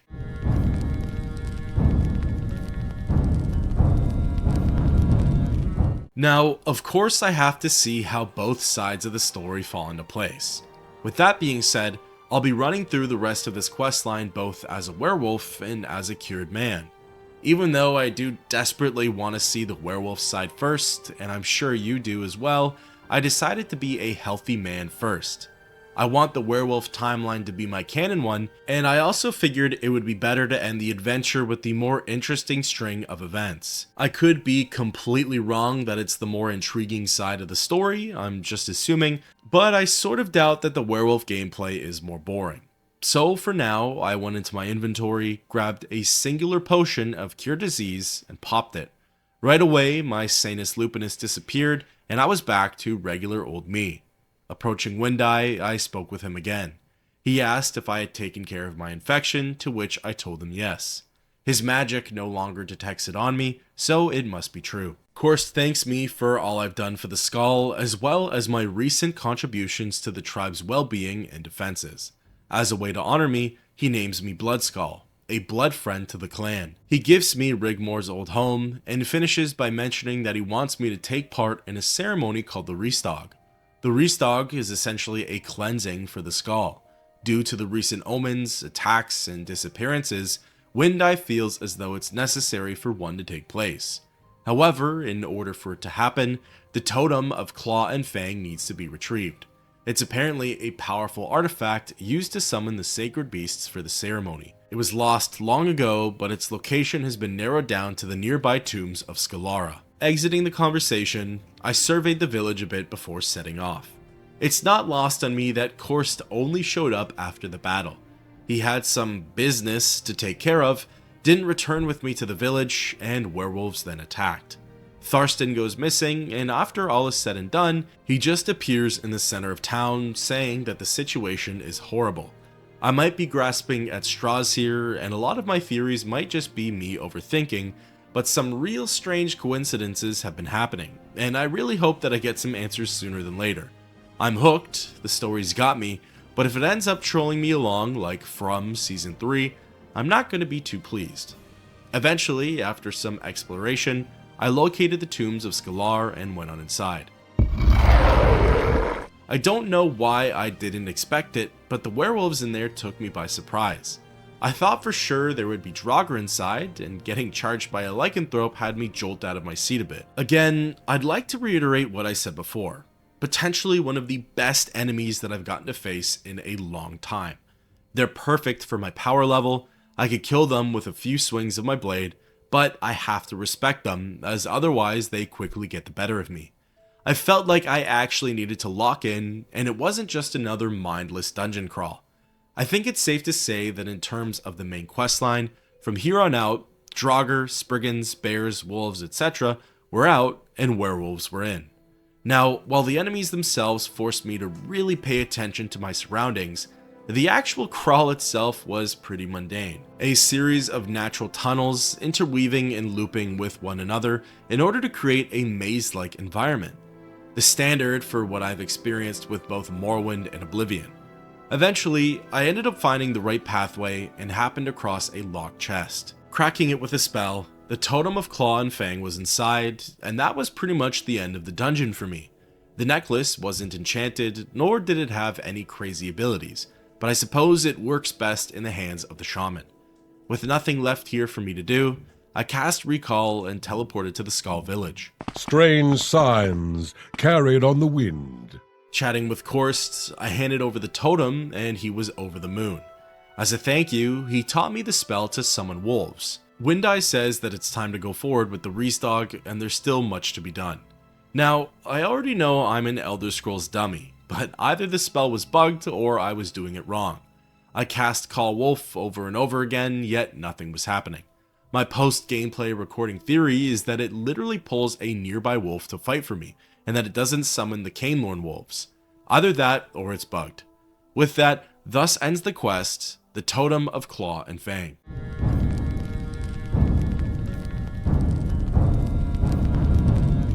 Resuming my conversation with Korst. Greetings, Blood Skaal. You and I must speak of the Ristaag. He said that it's time to please the Allmaker. When the Ristaag was brought up, he asked that I go and find someone named Rolf Longtooth, a Skaal hunter. Rolf is stationed somewhere on the western shores of Lake Fjölding. So I haven't yet discussed who I think the Allmaker / Allfather is. My opinion is pretty simple. I believe it's a manifestation or a version of Shor / Lorkhan. They believe in the same Atmoran principles that Ysgramor and the Companions did, but centuries apart from the mainland shaped their appreciation more towards nature and its provisions. However, the Skaal religion is pretty different from the usual worship that we see back on Skyrim. I've seen opinions online that the Allmaker is either Anu or Anu and Padme, or even an unidentified entity that could be Kynareth's husband. I'd be willing to bet that I won't get a definitive answer in this playthrough. Back to the matter at hand, I had a lot of difficulty locating Rolf Longtooth. Windeye told me that he was on the western shores of Lake Fjölding, yet he was nowhere to be found. As it would turn out, Rolf is actually located in the forest northwest of the lake. It's a little spot that's practically impossible to see from the shores themselves. I spent a good couple of minutes running circuits around Fjölding because I thought it was a me problem. Finally reaching the hunter, he was standing with two other members of the Skaal, Grerid Axewife and Satyr the Bold. Approaching Longtooth, I spoke with him. Greetings, Blood Skaal. Korst Windeye has told me much about you. Mentioning the Ristaag, Rolf explains a bit about what's going to happen. The Totem of Claw and Fang will conjure up the spirit bear in which the four of us will hunt. The aim is to bring its heart back to Korst, as that's the offering to the Allmaker. We'll have until sunrise to complete the Ristaag, and there are also other ways to fail it, although Rolf doesn't mention exactly what. I'm to follow closely behind Longtooth and to listen to him very carefully. Excited and eager to go, Grerid walked off to the east, Satyr to the west, and Longtooth to the south. No more than a couple of seconds into the journey, we heard the violent snarls of wolves and a man yelp. Rolf asked me to check on Satyr and then come right back. Straying maybe 10 or so meters to the right, behind a boulder was Bold's dead body. A scary sight for sure. I returned to Rolf and he explained that the werewolves are going to try and disrupt our hunt. The best we can do though is continue onward. A little nerve-wracking to hear, but nothing we can't handle. Walking south for a couple more seconds, the The same vicious growls were heard, and this time a woman screamed. Rolf once again asked me to check on our party member and then return right back. This time, Axewife's body was within eyeshot, and there's no reason we both couldn't have gone over or have simply cut our losses from afar. Again though, I confirmed that she was dead and reported back to Longtooth. It was now just us left, but Rolf was still confident that we could complete the Ristaag. Together, we wandered through the woods, and after a short time, the werewolves sprung upon us. We were ambushed by 3 lycanthropes. Alone, this would have been a really tricky fight. With Rolf to tank though, I could swing away with Hope's Fire and kill the beasts quickly. Soon, the threats were eliminated, and I spoke with Longtooth. With the fallen Skaal avenged, our only focus now was to slay the spirit bear and retrieve the heart. In the corner of my eye, I saw a white bear roaming through the forests. Remembering that the good beast was also a polar bear, I honed in on the creature, and together with Rolf, we began attacking. It had a lot more health than the average beast, and to me that was the tip-off that I was on the right track. Overall, not a difficult fight though. Checking its inventory after, it had the heart of the spirit bear, which was perfect. Rolf told me to bring it back to the village as soon as possible. He said that I'd done well for myself, and now considers me a friend. He's going to stay here and wander the woods for some time, but for now I should go on alone. Not needing to hear any more, I recalled to the Skaal village and presented the heart to Karst. He was thrilled with the Ristaag's success, and as a reward, Windeye taught me the Summon Bear spell. Closing out the conversation, he says that it's finally time to start discussing the ominous signs that have been appearing all across Solstheim. Perhaps he'll fill me in more on the whole Bloodmoon prophecy and what's really going on here. Where's Captain Carius? Where's Tharstan? And what's going on with all the werewolves? Once again, I need my Elder Scrolls for Dummies book, as the Summon Bear spell wasn't conjuring up a bear, but my post-gameplay thought is that it calls a bear over from the wild. I'll find out soon enough. With that, thus ends the quest, the Ristaag.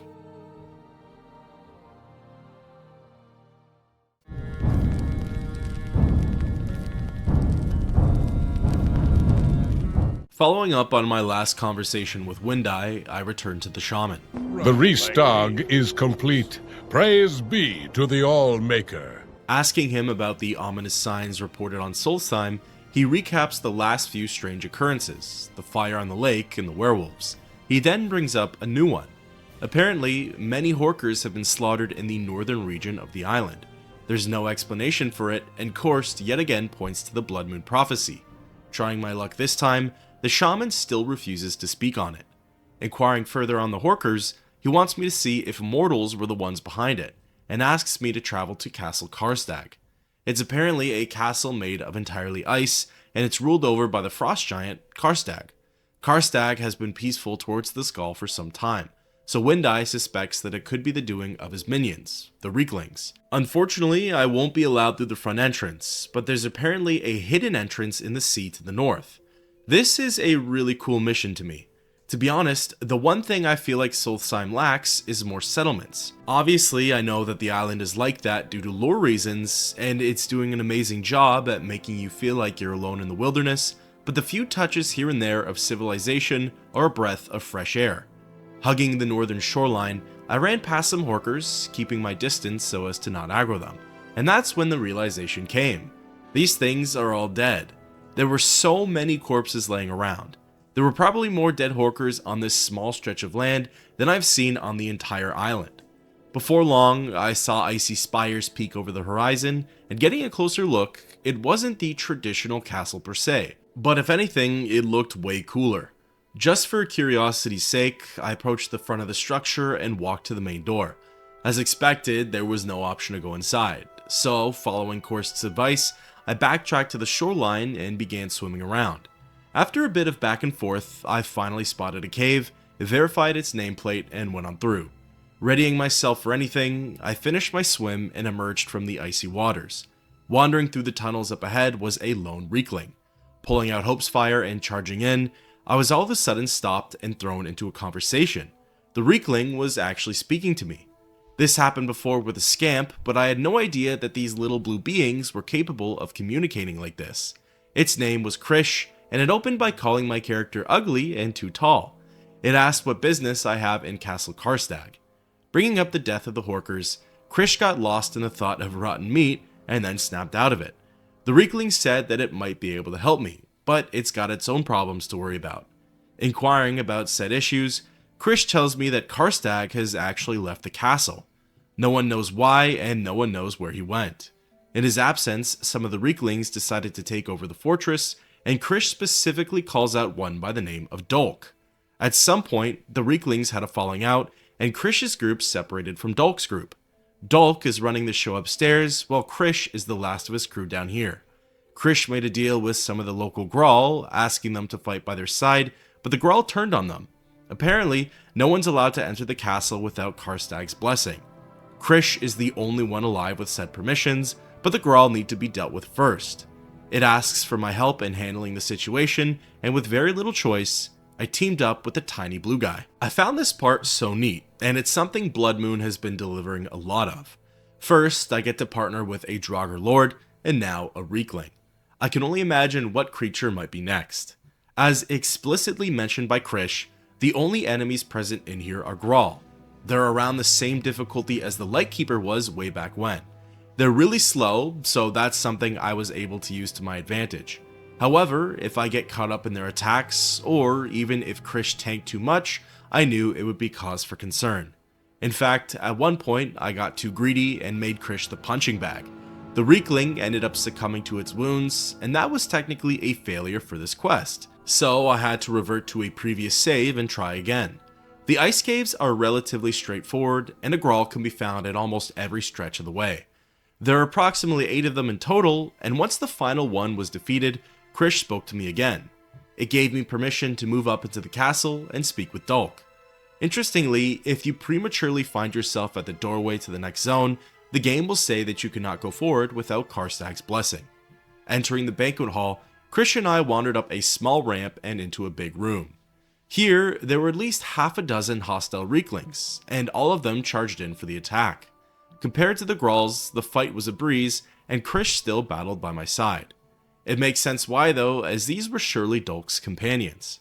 At the other end of the banquet hall was a door that led to the throne room. Going on through and ascending one more ramp, I saw yet another lone Reekling wandering the corridors. Preparing myself for the attack, it was also non-hostile, and upon further inspection, this was Krish's nemesis, Dolk. Chatting with it, it opened by asking what I was doing here, and scowled at me for bringing Krish back up. When asked about the death of the Horkers, Dolk said that the Reeklings weren't behind it. However, Dolk mentioned something interesting. Karstaag was apparently taken by the werewolves. The same thing that happened to Tharstan, and the same thing that happened to Carius.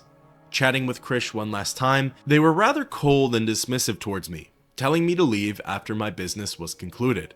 Looting what treasures I could find around the castle, I left the fortress and recalled back to Skaal village. Informing Windeye of the new information, he calls it a very bad sign and fears that we haven't seen the worst of it. As a reward for my efforts, he gives me the Stalrim Longsword of Flame, citing that it'll be useful for further battles against the Grawl. What's more, when I'm ready, Windeye is finally going to tell me about the Bloodmoon prophecy. The Longsword of Flame is a one-handed longblade with really decent stats. The only thing is that it's incredibly heavy, sitting at a weight value of 70. It does have the enchantments of fire damage for 5 to 10 points for 5 seconds, and weakness to fire for 50% for 5 seconds though, so that could definitely be a tool for almost any situation. With that, thus ends the quest, the Castle Karstaag.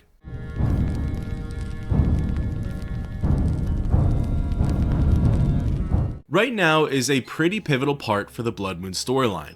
What happens next is where the previous branching pathways meet back up. So it's time to revert the save back all the way to just after the siege of the Skaal village. Before doing so though, I think we're all owed an explanation on what the Bloodmoon prophecy actually is. Speaking with Korst again, he finally opens up about the whole thing. According to legend, once per era, a demon god walks the land with his hounds, creatures that are incredibly strong and terrifying. He's known as the Hunter, and his coming is preceded by 3 signs. Windeye had hoped that the prophecy was wrong or that he misunderstood it, but it's clear now that neither of those are the case. Those 3 signs are of course the fire on Lake Fjelding, fire from the Eye of Glass, the massacre of the Horkers, the Tide of Woe, and lastly the Bloodmoon itself, when the moon turns red with the blood of the hunter's prey. Now, all we can do is wait for the hunter's game. Unsure of what that is, I inquired about it and Korst explained away. Sometimes it's entire tribes, and sometimes it's just one person. The hunter snatches them and brings them to his hunting grounds. They are then forced to fight their way through hordes of werewolves, and those who manage to survive go up against the hunter himself. The hunt ends when the prey dies, or lives long enough until the blood moon goes down and dawn breaks. At this point, all the Skaal can do is sit and wait until the whole thing passes over and pray that they don't get taken by the hunter. This is now officially the point where the story gets reverted and I'm brought back in time. The werewolf attack has ended, but I contracted Sanus lupinus, the beginning stages of lycanthropy. The Skaal will only deal with me if I cure the affliction, so it seems like exile is my only option. Remembering what Korst said, in 3 days' time, the disease will fully take over. So, with nothing to do but wait, I isolated myself on the hills of the Felsad coast, albeit not far from the village at all, and forced 3 days to go by.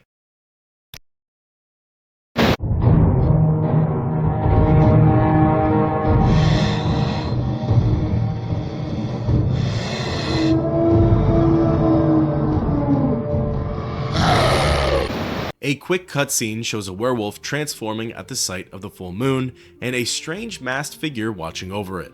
As I'm brought back to the gameplay, I see that my character is now a werewolf. My movements are incredibly fast, almost impossible to keep up with, and my point of view is distorted. I now see the world through a wider angle, surely an advantage of the beast. There's also a blood red vignette surrounding the view, which I thought was a nice touch. I quickly realized that I can't access my inventory, nor can I cast any spells. On the same note, I can't loot anything or interact with containers or other NPCs' inventories. The only form of offense and defense that I have are my hands. These gnarly, mangled, beast-like hands have razor-sharp claws. Similar to fighting with melee weapons, I can charge up my attacks and unleash a powerful slash that deals a lot more damage. Fatigue doesn't seem to be a factor at all while in werewolf form, which is actually a blessing in of itself. Magic has been turned obsolete, and HP is rather interesting. A huge downside is that I'm no longer able to heal on command via spells or potions. However, it does seem that my health regenerates over time, albeit very, very slowly. Another interesting effect, which I've only seen work on Reavers, is that sometimes humans run away in fear. An otherwise lengthy battle turns into a manhunt, and that was something I thought was really neat. I've already discussed movement speed, but accompanying that is my new leaping ability. The hops are pretty crazy, and allow me to cover great distances very quickly. At this point, there was no clear goal or indication of what needed to be done, so I waited it out, and at around 6 AM, transformed back into my Breton form. It makes sense that my character's naked, but this is something that would soon get old for me very quickly. With each transformation, I need to re-equip my gear all over again. This includes armor, accessories, and weapons. Falling under the armor category are the boots of blinding speed. For these, I need to cast a custom spell before putting them on in order to negate their negative effects. This whole ordeal isn't necessarily a deal breaker for wolf form, just something that's pretty tedious. Curious as to what happens next, as the show must go on, I forced another wait, and in the late evening to early night, around dusk, I transformed back into a wolf. Your master has a task for you, my hound. In the tombs of Skalara lies the totem of Claw and Fang. There I wish it to remain. When the Skaal come for it, hunt them down, kill them all, and protect the totem. Something I've got to give credit to Bethesda for is this mysterious figure's voice acting. As in Oblivion, other than Sheol-Gorath and a select few others, they really dropped the ball with the Daedric Prince voice acting. Come to beg Sanguine to add a bit of spice to an otherwise drab existence. With each transformation, the game will always display a message that you need to feed or else your strength gets sapped. Because of this, I always made it my mission to slay a human before embarking on any of the quests. It isn't exactly a spoiler, and I don't think there's ever really a grand reveal for it, but this figure that my character sees in their dreams is the aforementioned hunter, and that hunter is Hircine. Master of Beasts, Lord of the Hunt. He's the creator of werewolves, and from all of the information that was gathered while embarking on the other pathway for this questline, the pieces are slowly coming together. What's more, the next 3 quests that he has the player embark on are actually the same missions that were performed for the Skaal, just from the perspective of the werewolves. So, entering the tombs of Skaalara, I had to face down waves of Skaal warriors, not too different from before when I needed to defeat Hircine's hounds. Of course, now when I'm not there to lend a hand, the Skaal managed to scrounge up a small army and send them on the missions they had me do alone. The Skaal warriors were certainly tough and not a force to be trifled with.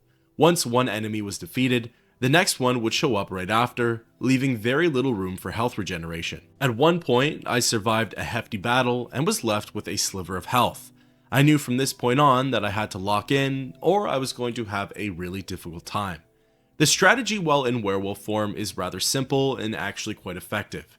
You have to use your movement speed to your advantage, lunge in for the attack, and quickly hop back out. Not too far off from what I normally do in my human form.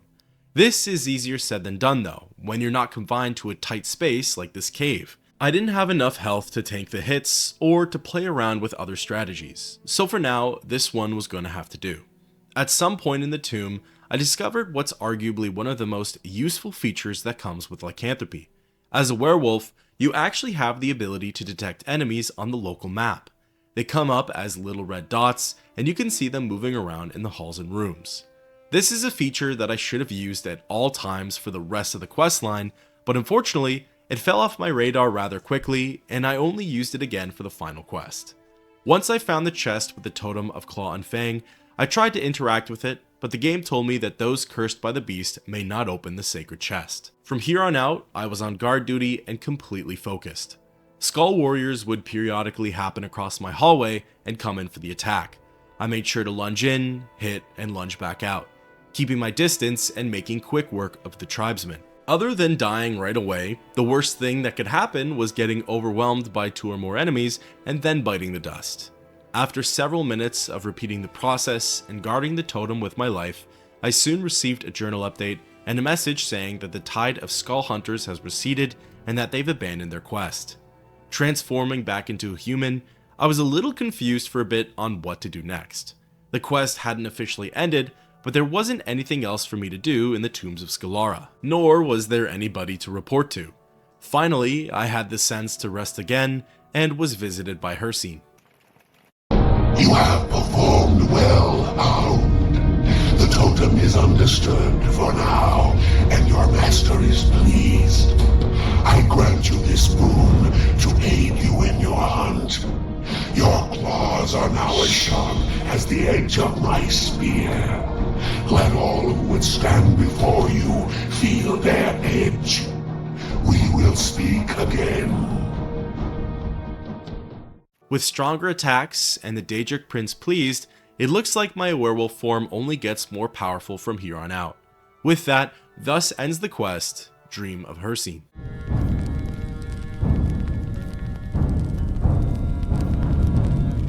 I understand that Hircine only visits my character in their dreams, but the transformations and timings for them are a little finicky. I found myself going back and forth between forms quite a lot, as he wasn't visiting me during my transformations back into a human. In any case, when ready, I went in for the next dream. It is time to serve your master again. The totem was stolen while the hounds slept, and the Skaal prepare to hunt the spirit bear this night. Hunt the hunters and slay the beast.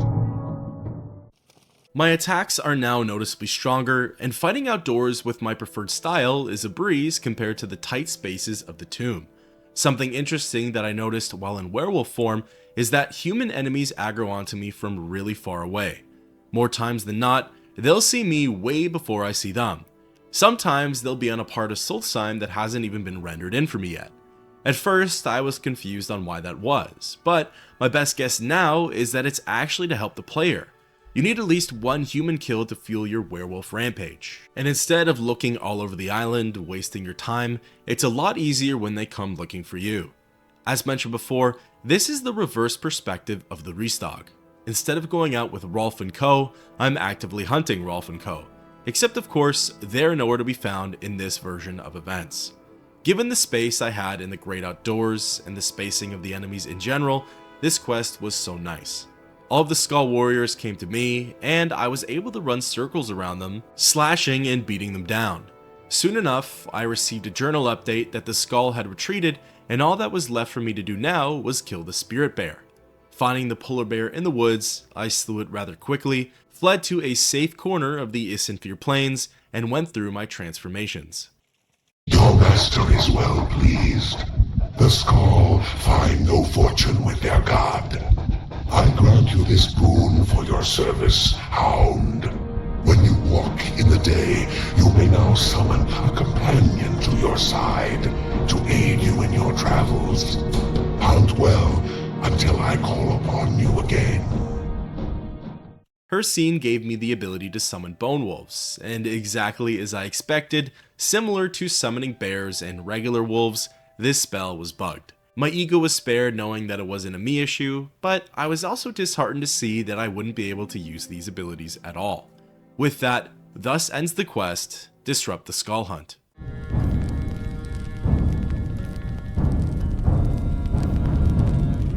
With one last quest to go for this segment of the storyline, and knowing exactly what it's going to be, I waited until nightfall.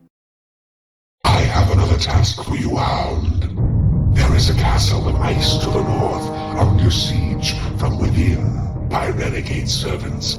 I have need of the master of this castle, and I do not want him distracted by this foolishness. Go there, kill the rebels, and end the siege. One thing I'm really glad that I did for my Bloodmoon experience was explore both of the non-wolf and werewolf pathways. So far, I'm of the opinion that the gameplay is more fun as a werewolf, but the storytelling and lore is vaster through the Skaal.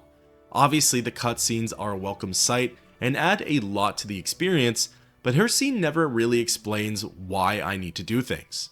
The Skaal were pretty vague on a lot of the details too, but through context clues, it wasn't too difficult to piece things together. The werewolf gameplay is amazing, fun, and refreshing. The only thing though is that it does feel sort of like mindless violence. Your one goal is to stop the Skaal, whereas from the Skaal perspective, you're attempting to appease the Allmaker through ancient rituals and traditions, as well as investigating ominous signs around the island. Unrelated, but something else I haven't touched upon yet, is that you can actually change back and forth between forms while embarking on Hircine's quests. I figured for the added immersion and fresh gameplay, might as well stay as a lycanthrope, but otherwise, Magicka would have come in handy for some of these missions. Entering Castle Karstaag through the main gate, I came across my old friend Dulk in the throne room. Interestingly, the perspective even changes for which Reekling my character quote-unquote sides with. Apparently, Dulk's master said that I would come, and in order to please both of our masters, I need to descend to the caverns below and kill Krish as well as the Grawl. It's interesting because for this quest, the enemy is the same. The Grawl need to be eliminated. I'm just entering the castle through a different way, and therefore meeting with a different Reekling first. Down in the banquet hall section, the half a dozen Reeklings were still there and still aggressive towards me, so maybe they really aren't Dulk's men. I'm unsure though if that's because I was in werewolf form, or if it's just part of the quest. As for the Grawl down below, well, for whatever reason, they were incredibly easy opponents to defeat while in wolf form. My fast-paced fighting mechanics far outmatched their slow, heavy attacks. If they landed a hit, they would barely deal any damage, and my attacks tore straight through their HP. In no time, the 8 or so Grawl were defeated, and soon I landed on Krish. Interestingly, for this side of the story, there's seemingly no way to interact or even reason with it. It just aggroes onto you and comes in for the attack. This makes me wonder if there was a good side and a bad side. Does that mean Krish was the noble Reekling for not siding with the werewolves, and Dulk was the evil Reekling for entertaining them? After all, it seems like Karstaag warned Dulk that I'd be coming to help out with the predicted civil war. Realistically though, this quest was probably just meant to be a grand character study on Reeklings. A curtain reveal that they are intelligent and political creatures. Once everything down here was taken care of, I went back up to the main level and briefly spoke with Dulk. Nothing too important was shared, and he just shooed me along out the door. So, forcing my transformations, I waited again for Hircine to come to me in my dreams. You have ended the siege at Castle Karstaag, and your master is well pleased with your efforts. You have served me well, and I offer you this gift, the Hunter's Wind. May you never tire in your hunting, my hound. I will seek you out, should I need you again. This reward was actually pretty useful, and nice to have in a bind. Hunter's Wind is a greater power and restores up to 1000 health points each day. So if I was in my natural Breton form and in the fight of a lifetime, I'm looking at you, Gaynor and Almalexia, it would have been perfect. With that, thus ends the quest, Siege of Castle Karstaag.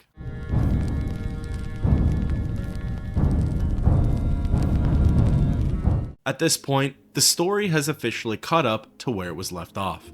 The Bloodmoon prophecy is underway, and now all I can do is wait around for the hunt to begin. This is the climax of the whole DLC, the moment I've been waiting for. It's endgame territory, so it's best to go into this as prepared as possible. Through the Skaal, you receive the Stalrim Longsword of Flame, a worthy blade that can protect just about anyone who's proficient with long blades. Through Hircine, you have the gift, or curse, that turns your whole being into a killing machine. Before resting for the big event, I paid a quick visit to Fort Frostmoth in order to completely repair my gear. Once ready, I isolated myself from the civilized world and waited for 9 PM to strike.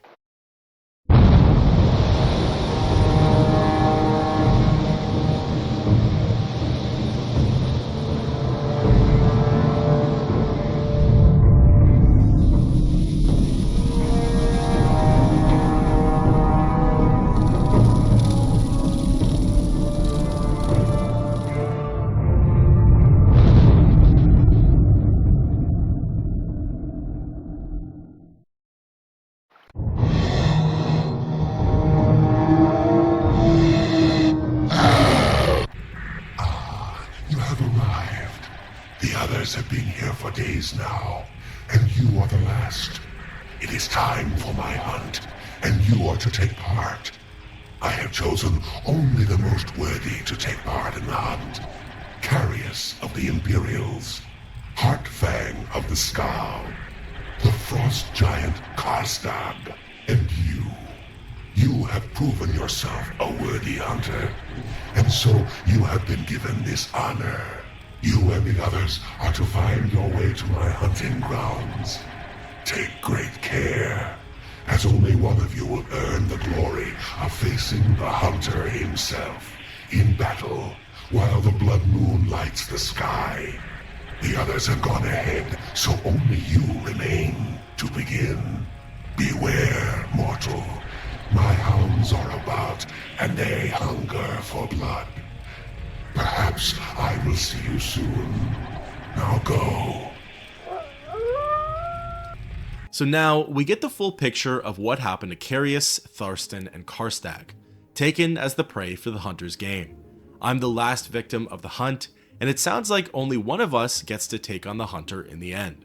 What happens to the other 3 is probably easy to guess. Now, because I'm in werewolf form, going through the first doorway into the outer ring starts out pretty rough. Waiting on the other side is Captain Falk's Carius, and upon seeing me, he goes ballistic. He says that he can see straight through my werewolf form and knows it's me. He's sorry that it's come to this, but so long as I've joined the Dark Forces, he can't be allies with me. Killing Falks is actually pretty easy. He's weaker than the Skaal warriors, as his health drops rather quickly and his blade doesn't do a whole lot of damage. This isn't quite how I wanted the story to go though. I quite liked Falks, and him making it back to Fort Frostmoth would be the reunion we all deserve. So, reverting back and going through the doors in human form, this time Carius spoke to me civilly. The captain was glad that I was here, although he was sorry to see that I got caught up in Hircine's hunt. Carius has been in the outer ring for quite some time now, and he witnessed Tharstan and Karstaag get brought over as well. Falks knows that we have to fight our way through the maze and reach the inner ring. Due to his depleting strength, he asks if we can fight side by side. I'm prompted to either say yes, or to strike him down here and now, which is a pretty wicked option. Of course, I tell him to tag along, but it's unfortunately all in vain. You see, the werewolves in Hircine's hunt aren't your average lycanthropes. For whatever reason, these ones hit way harder and have a ton more health. In human form, I was no match for them. If I tanked the hits, I'd be dead within seconds. Letting Carius tank, he'd also perish really quickly. I tried over and over again, but unfortunately, I felt like I needed to be in wolf form. The movement speed and attacks were just much better than what I was able to come up with right now, and I had no way to heal the captain. There was no way to force the transformation, as waiting wasn't permitted, and there were simply too many werewolves in the area. Thinking on my toes, I didn't see any other options at the time besides reverting back, transforming, and sacrificing Carius. Looking back, maybe there were some things that I could have tried, but at the end of the day, if Falx dies, then Falx dies. So, slashing my way through Captain Carius, I advanced onwards through the outer ring and got a good system in place. Fighting more than one wolf at a time meant certain death. One at a time though was fine, and the classic lunge in, strike, lunge out fighting tactic was implemented. My attacks were certainly more powerful, but I still had to be extra cautious with my health. Periodically, I'd run into these wolf statues made of ice. Upon getting close to them, a jump scare would ensue, and it'd be an extra fighter to deal with. Remember during the very first quest as a werewolf when I discovered the local map had a UAV system in place and haven't used it since? Well, wouldn't you know it, the local map would soon become my best friend. I was able to see where the remaining wolves were, their patrol paths, and I was even able to see where the ice statues were located. That way I knew which nooks to avoid. This made my time here immensely easier, and pretty soon I found my way to the portal leading into the inner ring. Going through it in wolf form, I got a bit of a surprise. Tharstan was waiting for me on the other side, and upon seeing me he came charging in. Once he was close enough though, he too transformed into a werewolf. Fang and I briefly spoke. Similar to Carius, he saw right through my form. Tharstan appeared to be happy participating in the hunt and enjoyed his time here. He claims to have lived for a long time due to something called Hircine's Ring. His goal is to be the one who faces down the hunter, and in order to do that, I must be eliminated. The fight was rather anticlimactic. I utilized his flinches and staggers against him and dropped the Skaal leader in a matter of seconds. With his dying animation came a message from the game. As Fang breathes his last breath, the Hircine's Ring disappears from his finger and has found a new owner. Obviously, in werewolf form, the ring isn't something that I have access to right now, but it's definitely something I'll be going over later. For those who were curious, if I had showed up in human form, Tharstan would have tagged along with me for a bit as we fought our way through more of the werewolves. Eventually, we would have gotten to a little nook that holds an empty chest, and that's where the grand reveal would have occurred. Either way, Fang would have turned on me. It's interesting because the Skaal, and moreover Tharstan, claim to not know what happened to Carius. Since Tharstan was apparently very familiar with Hircine and the hunt, I'd be willing to bet that he knew Falx was taken to the hunting grounds. Furthermore, Korst Windai knew of the Bloodmoon prophecy and what happens during the hunt as well, but just refused to believe it. So if anything, the Skaal really did lie right to my face. The inner ring is pretty much a carbon copy of the outer ring, and if I'm being honest, I wish they changed things up here. It's another slow crawl through a maze with werewolves at every turn. It's too much of the same for me, and there's a lot that Bethesda could have done to switch things up. Make it a different layout or different environment. Add traps and puzzles. Do wave-based combat instead of a dungeon crawl. Have the player find a few different keys or objects in order to progress. To me, those little changes would have made this part of the dungeon more interesting. Eventually, I made it to the center of the ring and hopped through the portal to the Huntsman's Hall. Thankfully, this was a completely different look to the dungeon.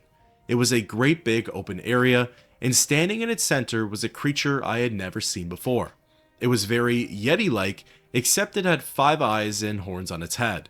This was the final participant of the hunt, Karstaag. It's unfortunate that I never got to have any interactions with him before this moment. That would have made this fight a little more meaningful to me. The fact that I had this whole area to run and jump around in made the fight actually pretty easy. I was able to perform my attacks no problem and remain out of range from his slow heavy hits. Something I was a little confused on was why were all three fighters in different areas? Did Tharstan and Karstaag fight their way through the outer ring and only Karstaag made it past the inner ring? Was Captain Carius unable to make it past the first zone? Or was each fighter placed in this specific area based off of their fighting abilities? In any case, before long, Karstaag was defeated and I was the only member of the prey left, meaning I'd be the one to fight the hunter. So, you are the one. You have escaped my hounds and beaten back the other challengers. I had rather expected the giant to prevail, but no matter. You have proven yourself a worthy hunter, and you have earned the greatest honor that can be bestowed upon a mortal. You are to be my prey. I ask you though, what is it that makes a hunter great? Is it his strength, the speed with which he strikes? Or is it his guile, the ability to outwit his prey? Answer me, mortal, and decide your fate. Quickly pausing, I did a little bit of research here into what the outcome of each choice would be. This was mainly so I wouldn't end up with a reward that I couldn't use, or in general a decision that I'd regret. So I picked the one that seemed the best for my needs. So you have chosen, and so shall be your fate. To face me in all my glory would be less than sporting. So you shall face but one of my aspects, the one you have chosen. We have little time. The Bloodmoon sinks low in the sky. Prepare yourself, mortal, for now you are the hunted. Each pick has a different aspect of Hircine that the player would get to fight. For Guile, it appears to be a regular, human-sized version of the Daedric Prince. He attacks with his trusty spear and moves relatively quick. If you rely on ranged attacks, good luck, because Hircine is very elusive and hard to pin down. For the first couple of tries, I attempted the battle in wolf form. He honestly wasn't that difficult. The problem area though came from the AoE of his paralysis attack. Getting caught in his stun took forever to wear off, and the free hits meant certain death. So I then tried it in human form and unfortunately had worse luck. My spells wouldn't land due to his jumpy nature, and even if they did, his reflect ability just inflicted the damage right back at me. I couldn't move the same way I did as a werewolf, nor did my attacks do nearly as much damage. So, switching back to wolf form, I tried the process over and over again. Due to my saves getting overwritten, I couldn't try out the other fights like I originally wanted to. However, if you selected strength, Hircine would have transformed into a bear that attacks slow but hits hard. According to the USP, it's the easiest aspect to deal with. The reward for it is an amulet that boosts strength for 10 points and fortifies attack by 15 points. If you selected speed, he would have transformed into a wolf that moves quickly and has really high luck, so it gets in good attacks and is tricky to land a hit on.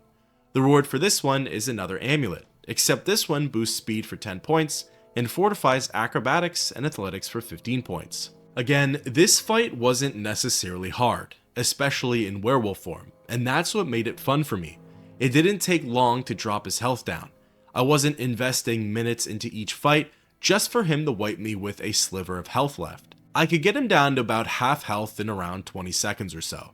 I only took L's when I didn't respect my opponent, I lost focus on the fight, I wasn't locked in, or if I failed to avoid his attacks. Finally, for my fight with the Guile aspect, I caught a lucky break and avoided most of his paralysis attempts. Methodically slashing and clawing at Hircine, I soon bested the huntsman and beat the hunter's game. Returning to human form and looting the aspect, I was able to walk away with Hircine's weapon, the Spear of the Hunter. Its thrust stats are 40 to 60 points of damage, and it has the enchantments of Paralyze for 10 seconds, Burden for 50 points for 10 seconds, and Poison for 4 points for 5 seconds. For those who don't know, Spear was the first major melee skill that I trained and honed. It's gonna be nice to get to return to my roots. Finished with the Mortrag Glacier and this twisted game, I left the Huntsman Hall via the portal.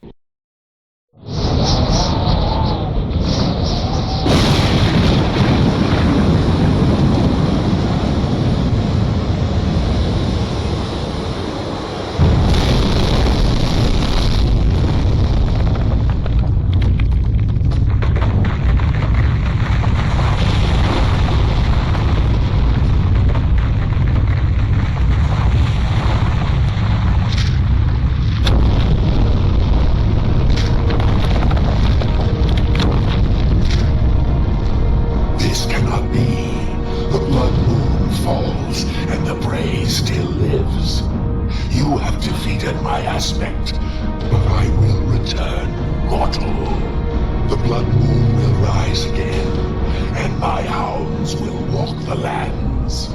Let this world enjoy its brief respite, for Hircine will hunt again. As the cutscene ends, I'm back out on Solstheim and surrounded by the broken glacier.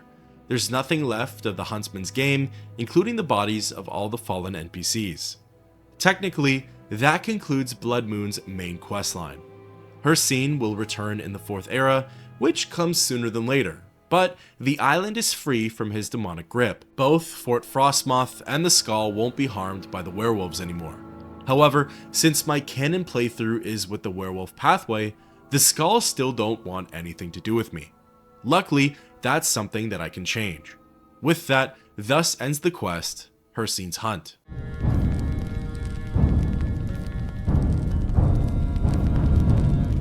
The final quest for this series isn't necessarily part of the main questline, so I won't spend too much time on it, but it is needed in order to tie up some loose ends. If the player wishes to cure their lycanthropy, this is the way to do it. At this point, turning into a werewolf every night, being shunned by society, not being able to loot or access my inventory, and having to re-equip all of my gear with every transformation is certainly more of a curse than it is a blessing, and it's no longer worth it to me.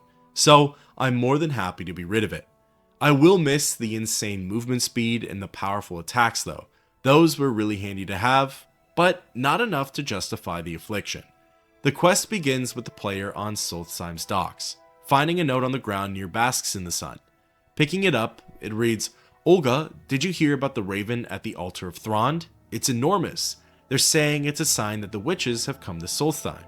Signed, Helena." This brings up a journal entry, and technically it's supposed to mark the altar of Thrond on your map as well, although it didn't do that for me. The altar of Thrond is close to the center of the island and approximately west of Lake Fjalding. Finding the raven and approaching it, it began to speak with me. We can end your curse! The wolf may walk no more! The raven is actually a witch of Glen Morrel, a reoccurring faction in the series that helped cure the player's vampirism in Oblivion. This witch, Etienne, offers me a chance to cure my lycanthropy for good, or at least that's what she thinks, but that's something we'll get into later. You have the option of accepting or declining the offer, and of course I said yes. What happens next is that she teleports you to her coven's den.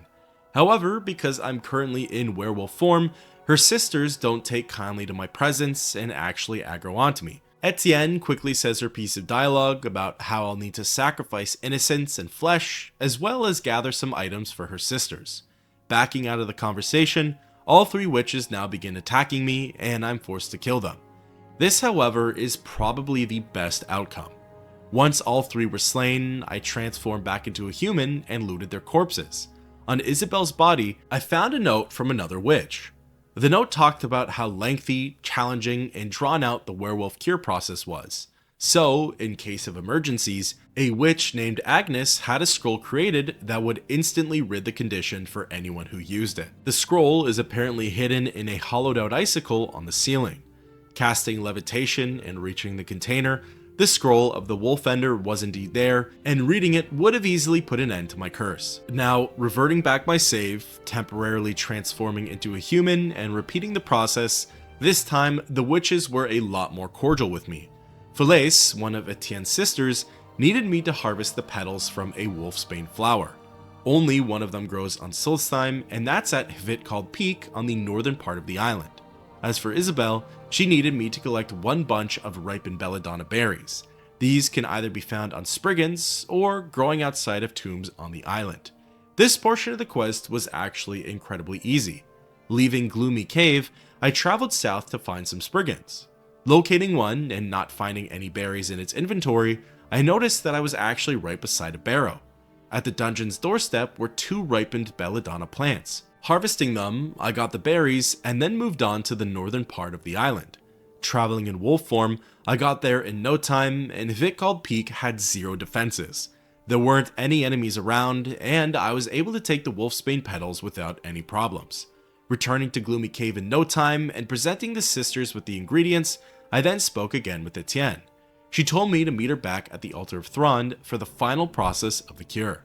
Doing so, Etienne had a weak, helpless, innocent woman lying on the altar.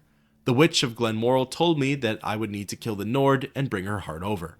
Obeying her command, the witch took the organ, chanted some words, and doused it with the potion I helped create. This transformed it into the heart of the wolf, and my next set of instructions were to place it back into the Nord's chest. This ended up reviving the woman, but turning her into a werewolf via my curse. In order to end my affliction for good, I would need to slay the beast, which was essentially like killing my version of lycanthropy. One prod with the spear of the hunter, and the wolf was slain.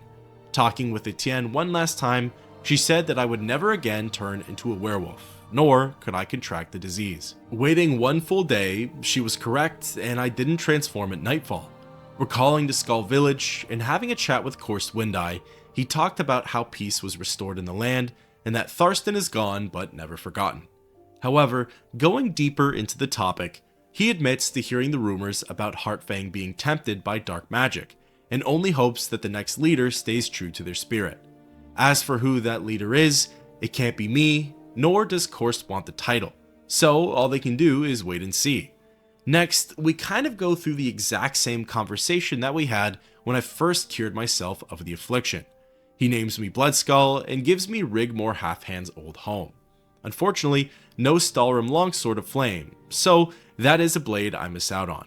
With that loose end tied up, the last thing I wanted to check out was Fort Frostmoth. I wanted to see if they had gotten any closure on Captain Carius. Chatting with both Artoria and Lucius, they officially stopped asking me to find Falks and assumed that he was just killed in action, which at this point is the right mindset to have. He's the one part of the plot that I wished I did differently, but if anything, had I tried to go through it in human form, I probably still would have been in the outer ring of the Hunter's game. For curiosity's sake, I spawned a clone of Carius into Frostmoth using console commands. The reunion with him was nice, as he said he was teleported out of the Mortrag Glacier as it began to fall apart. He's happy to see that I survived the whole thing as well. Beyond that though, he doesn't really have anything interesting or unique to say, and the soldiers still register him as being dead, so nothing really changes. Before moving into my overall thoughts, there's one last thing I wanted to touch on. Remember back in the inner ring of the hunt, when Tharstan was killed and I received the ring of Hircine? And remember when the Witch of Glenmoral said I'd never be able to transform into a werewolf ever again? Well, because of that ring, her statement is technically untrue. By slipping on the piece of jewelry and selecting yes, even after receiving the cure, I'm transformed into a werewolf for around 6 hours. I have all of the same stats that I once had, and what's more, I no longer have to worry about bloodlust, so I don't have to kill any humans, elves, or beast folk to remain at full strength. Hircine's ring essentially acts as a way to turn into a werewolf on command, which is all I could have ever asked for. I no longer have to worry about transforming in front of people or being inconvenienced every night at 9 PM. I can still use those elite fighting abilities and book it around Vardenfell at lightning speed, no problem. I'll be getting into it in just a bit, but if I had to redo Bloodmoon all over again, I'd stick to the Skaal storyline, tough it out through the outer ring, kill Tharstan right away, and use the ring for the rest of the Hunter's game. In any case, with that, thus ends the quest, the Rite of the Wolfgiver, and that officially marks the finish line for the main quest featured in the Bloodmoon expansion in the Elder Scrolls 3 Morrowind.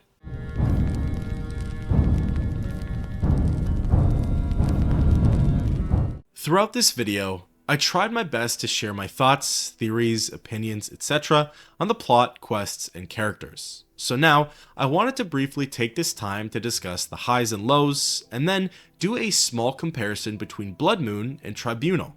First, let's talk about the ups. The UESP has each section of the storyline divided into acts. Act 1 includes all of the quests that take place at Fort Frostmoth. I personally really enjoyed all of the missions from Act 1. They served as a great introduction to Solstheim and set the tone very nicely for the upcoming events. Everyone stationed there is miserable and on edge. There's corruption at every turn, and while the player is gone, werewolves attack and take the captain of the fort, your only friend, hostage. In fact, the pacing for the entire questline felt really nice. Another high was hearing the story of Avar Stonesinger. I know it seems like such a minuscule part in this whole expansion, but the lore there was fantastic, and the story was told from a really interesting perspective. In terms of Act 2, which encompasses everything from first meeting the Skaal to the siege at Skaal Village, I thought this Skaal test of wisdom was very unique.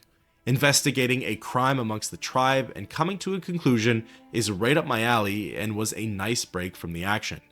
Teaming up with the Draugr Lord Aislip during the Skaal test of strength was pretty nifty as well. Act 3 is divided into two separate sections, the werewolf side of the plotline and the Bloodskull side. I preferred the Skaal side of the story more than the werewolf one, although the cutscenes were a really nice touch. The werewolf gameplay was top-notch. Fighting, maneuvering, interacting with the environment, it was a very refreshing take on Morrowind. I liked how they made it a blessing and a curse. It gave you unnatural combat abilities and movement speed, but you're doomed to transition every night at 9 PM. It's a power that gives and a power that takes. To top it all off, Hircine's ring is a beautiful reward that allows the player to receive all of the benefits from lycanthropy while negating almost all of the negative ones. Now, for Act 4, which is just Hircine's hunt, although it does include the Rite of the Wolf Giver, I have mixed feelings about. For now, for the highs, I'll say that I appreciated the closure with Carius and Tharstan. The twist with Tharstan was really unexpected. Even though I did predict it, I just didn't think I was right.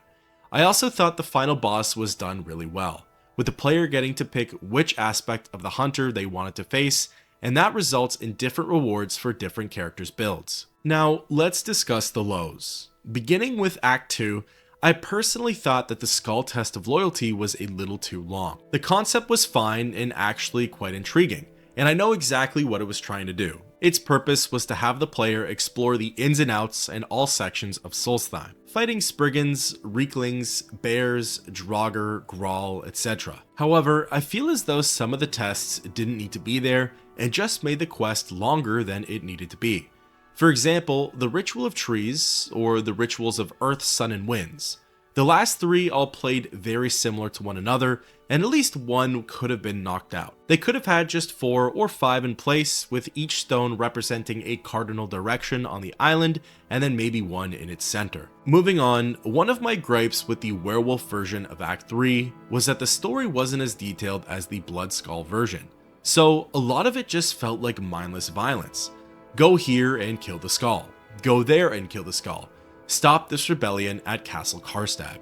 Without having gone through the Bloodskull plotline first, I would have never known that the Totem of Claw and Fang was needed for the Ristaag, and that the Ristaag was being performed to appease the Allmaker, and that the second phase of the Bloodmoon prophecy was the massacre of the Horkers, etc. Switching over to Act 4, Hircine's hunt, I have to say I was mostly underwhelmed with what it offered.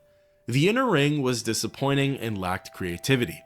Bethesda had a chance to make things interesting and to alter the dungeon. Instead, they decided to just make a copy of the outer ring and slightly switch up the maze. I already listed ideas earlier in the video that they could have implemented in order to make the necessary changes. Even though I had difficulty with the dungeon crawl, I realized that even at level 23 or whatever I am, I'm still fairly underleveled for this expansion's endgame, so I won't be making any judgments on that. Finally, the last negative I'll touch upon is the way that they went about Karstaag.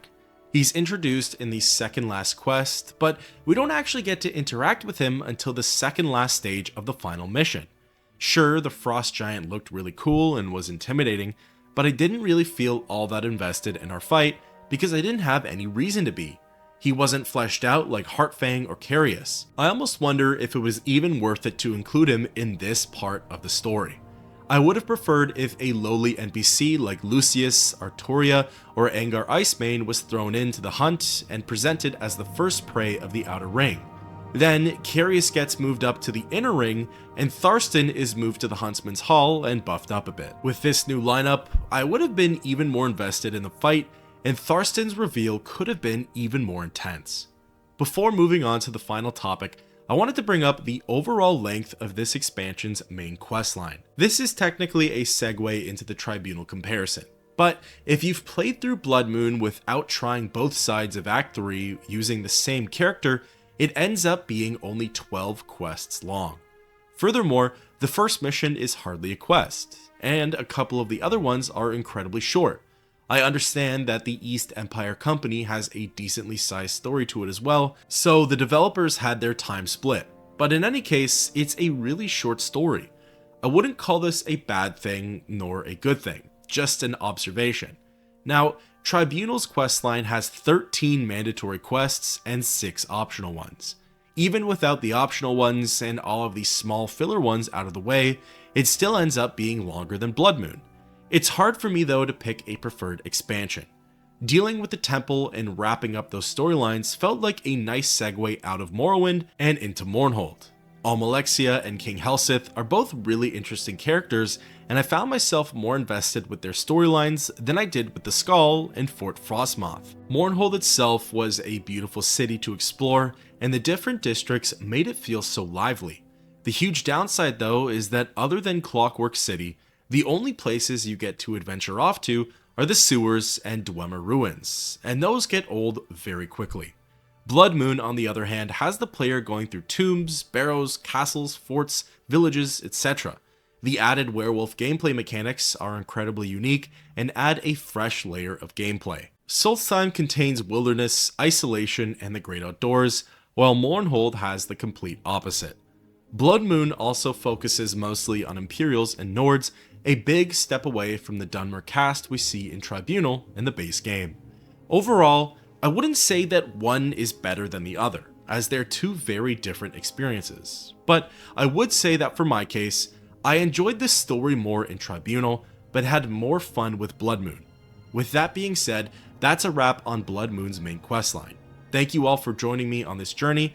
I'd love to hear your thoughts on the story, questline, characters, werewolf gameplay, etc. down below, and until next time, keep on adventuring.